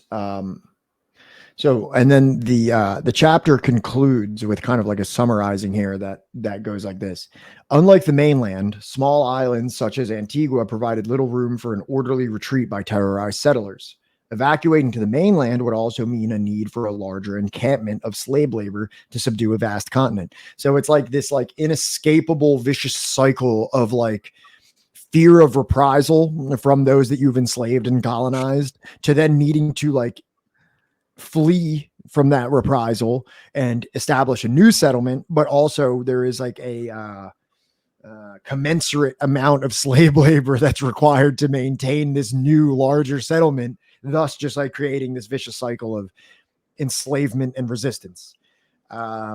Plus, another demerit for the Caribbean from London's viewpoint was that it was easier for the enslaved to flee a small island, albeit via swimming and or a hijacked vessel, than a sprawling continent. And war between and among the powers only lubricated this path, a policy encouraged by competitors. That the enslaved would do so at crop time wounded the colonizer more deeply. I thought that was interesting too, is that they have that much more leverage over them, that if this type of resistance is to happen and it happens at peak crop harvest time, not only could you potentially have your entire, yourself murdered or something like that at worst, but in even the best case scenario is that you have your entire workforce abandon you and you essentially become destitute in whatever enterprise you were, enlisting the enslaved labor for. So just like a quick overview, right? Yep. So far we have wealthy colonists, right? Wealthy colonists that want more slaves. They need more slaves in order to be able to, make a bigger profit, right, and make more money. They need vast amounts of workers to care for and maintain their wigs. Well, and also they needed, reservoirs for which that they could extract teeth, right, for their own mouths, for their own rotting teeth needed to be replaced by vibrant young teeth. Right. I think this was also that same period of time where they thought I'm referring to George Washington. Yeah. You ever heard that George Washington had slave teeth in his mouth? No, that's a real thing. Yeah. Do you remember as a kid, they were like, oh, he had wooden teeth. And I wonder where that came from. As an adult, you come to the grim the grim knowledge that it was actually slave teeth implanted. Just the most macabre shit imaginable. But so you've got rich colonists. They want more slaves, more African slaves, right? You've got poor colonists, right, that are a lot of times Catholic, or they're being oppressed in England, right? So they already don't like the English, right? And they want to make a quick buck, and they feel like they're just poor in another new place that sucks even worse, right? Then you've got Africans that are slaves, right, in the colonies, right, free in what is it, East Florida or whatever the fuck it's called, Spanish Florida, right? Also free in parts of England, I think, at a certain point, right? And then you also, like, before Bacon's Rebellion, had like free Africans that, you know, likely, I guess, got swept up back into slavery or fled. So you've got like three different kind of possible options, right? If you're black in the mainland, where you're either a slave, you're free in Spanish Florida up until, like, you know, Bacon's Rebellion, right? Or before that, right? And then you could also be, you know, a black militiaman serving for London, right? To like police, right? To defend against the Spanish, the French, the Spanish who had Africans in their midst. Also, right. You could have been in South Carolina and you could have been enlisted into the armed forces to fight indigenous people. Right. And also to, you know, put down any kind of like white rebellion that's happening, like, let's say, in Boston. You can go through any of the, you know, history of colonization or imperial campaigns, and you will find a minority of the population which was being subjugated will be pulled into the fold, and pulled into the fold of the colonial power, or the mother country, and promised their, you know, substantial increase in living conditions compared to those that they would have a hand in subjugating. And, you know, ubiquitously this exists, you know what I mean? You found this in Vietnam under French colonialism. You found this in the Congo under Belgian colonialism. You know what I mean? There will be a, you know, a portion of the population that will be willing to serve the colonial power if it means that they can enrich themselves. In Korea, in China, I think even in Franz Fanon was what, Algerian? I think he was from it starts with an M. Oh my god. I'm sorry, my brain is no, he was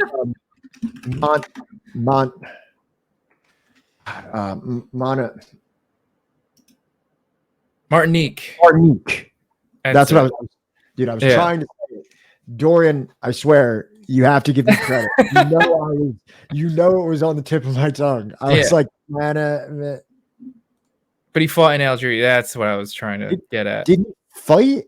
Did he fight, or did he have like a practice? I think he was like on the side of Algerian freedom, but he was not born like in Algeria. Well, no, but so if you read Wretched of the Earth, the end of it is like his clinical notes from working as like a psychiatrist in Algeria, where he like not only for those that are like he has like clinical notes of not only the struggles of the colonized, but he also makes a lot of really interesting assessments of the colonizers and like the problems that they have with their wives, like killing their wives and things like that. Like, you know, so he makes a lot of assessments on the mind of the colonizer as well as the colonizee. Right. Colonized. Like what I was trying to get at is that this is just, no one is going to be made whole whether slavery continues or slavery is abolished. And remember, there's also like the people in London themselves that are like a growing feeling of abolition is growing there too, where like, let me see, there was like the one guy that was quoted like something about like people's eyebrows or some shit, where he's like, what does it fucking matter? Here, despite this fright, the colonists persisted. Spelling was described as rebellious and runaway. Blah, blah, blah, blah. No, that's the part that I found earlier. Son of a bitch. You're not talking about the guy from Philadelphia, are you? I might be talking. Yeah, here we go. Late 17th century realities were seemingly contradictory, arming Africans and enslaving Africans, incorporating religious dissidents and ousting religious dissidents. By 1684, realization of the racial stakes at play was slowly dawning on at least one Londoner who wondered pensively, should a man be made a slave forever merely because his beard is red or his eyebrows black? Included in this premature abolitionism was an enlightening discourse in way of dialogue between an Ethiopian or a Negro slave and a Christian that was his master in America. By 1693, coincidentally, a demonstrated rage was rising in Jamaica and Barbados. So a sober colonist in Philadelphia was arguing that Africans were a real part of mankind and reminding that in some places in Europe, Negroes cannot be bought and sold for money or detained to be slaves. Therefore, he continued, in true Christian love, we earnestly recommend it to all our friends and brethren not to buy any Negroes. Yeah. So when people try and like crazy that could start to blossom in these time periods, and then you could still have like the racial hygiene or like the racial sciences of the late 19th century that, you know, kind of that which underpinned the Holocaust. Right. Well, I mean, that's another big thing is that like on the last episode, we talked that video we saw was talking about how evangelism was being curated in a way to like kind of bolster, like, you know, the idea that you're supposed to be a slave. Right. And then we also have like, you know, the emerging, you know, modern sciences, right, that are trying to find scientific evidence to bolster their support for slavery. Isn't this also like the kind of like the discussion? There's a talk that Perenni has on human nature where he talks about like Aristotle's view of like essence of like an individual, like you're born a slave. Like people who are slaves are born a slave. Right. Well, that's why I don't really pay attention to like Greek philosophers because, you know, I'm sorry, I'm not gonna take my my worldviews from dudes that like, you know, fuck children, right? But and you know, cape for like the idea of slavery. But what I was really getting at is that like I was quoting a Perenni talk, right, where he discusses this, right? Yeah, where he Aristotle not supporting it, or no, I don't think he was supporting it. Yeah, well, yeah. But like, you know, I think that a lot of people make this like argument like with what's his name that did the not Hamlet Hamilton, you know, where people kind of cover for people like George Washington, like the whole like he had wooden teeth, right? Or that like when slavery does come up, it was like that was just like the time, you know, like yeah. Well, I hear a lot of people say things like, oh, you know, a lot of the colonies would have abolished it earlier, but they knew that they had to keep the South happy, like that the country would fall into ruin if they didn't allow them to have slaves. Meanwhile, like most of the South at the time was slaves. Like they outnumbered the colonists like 10-1, you know. So it's a false argument. It's a bullshit argument when people try to tell you that like, oh, like, you know, abolitionism wasn't really a big thing, right? Or is it like it was just like, you know, the times, right? I think this book really shines a light on like, no, abolitionism was actually like kind of a big thing at the time, you know, both sides of the pond.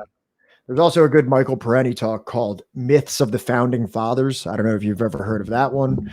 Yeah. But, Myths of the Founding Fathers, which is a real history talk by Michael Perenni. I'll put it in the chat. If anybody wants to kind of listen to that, he discusses some of those situations as well.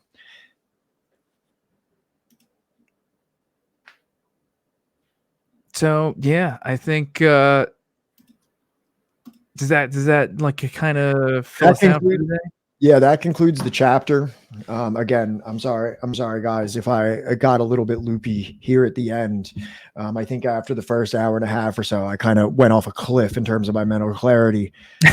I've been, like I said, I have 3 finals due this week. I had multiple essays I've written this weekend, as well as trying to make myself some degree of knowledgeability on this chapter that I'm about to be talking about. So, yeah. See, when are we on again? It's December 14th. The 14th. We'll be going over chapter 2, which is titled Free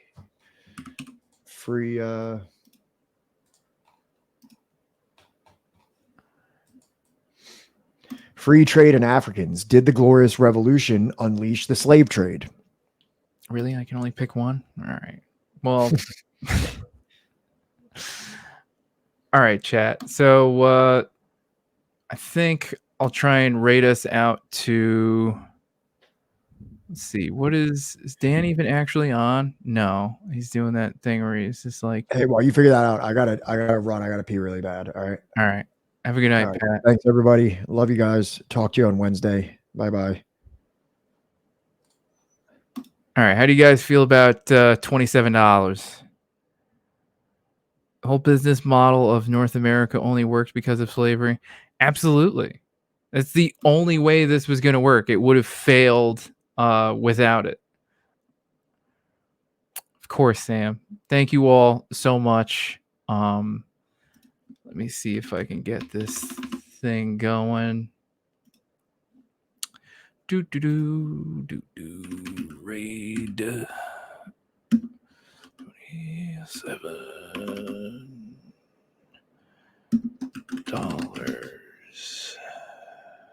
No, that's not it. Street Fight? Is Street Fight on here? Do they have a stream going?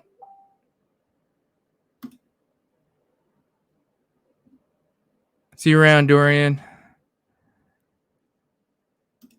I didn't even know that, like, Street Fight.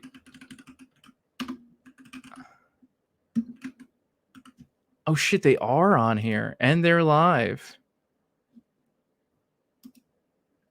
All right, then yeah, fuck that. Sorry, $27. We are going to Street Fight Radio. Did that work? No, I don't think it worked. Son of a bitch.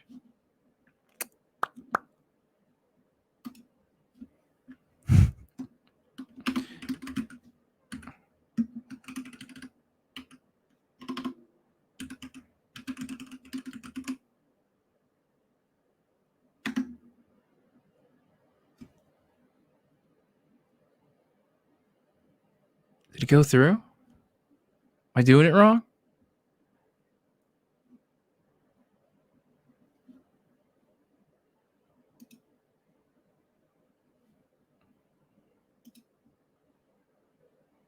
Come on.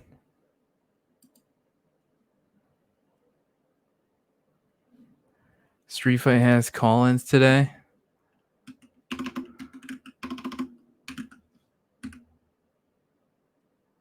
Yeah, I don't know why I can't get this fucking thing to raid. Whatever, just go to Street Fight Radio. Have a good night. Thanks, Matt. Slash goes first. Okay.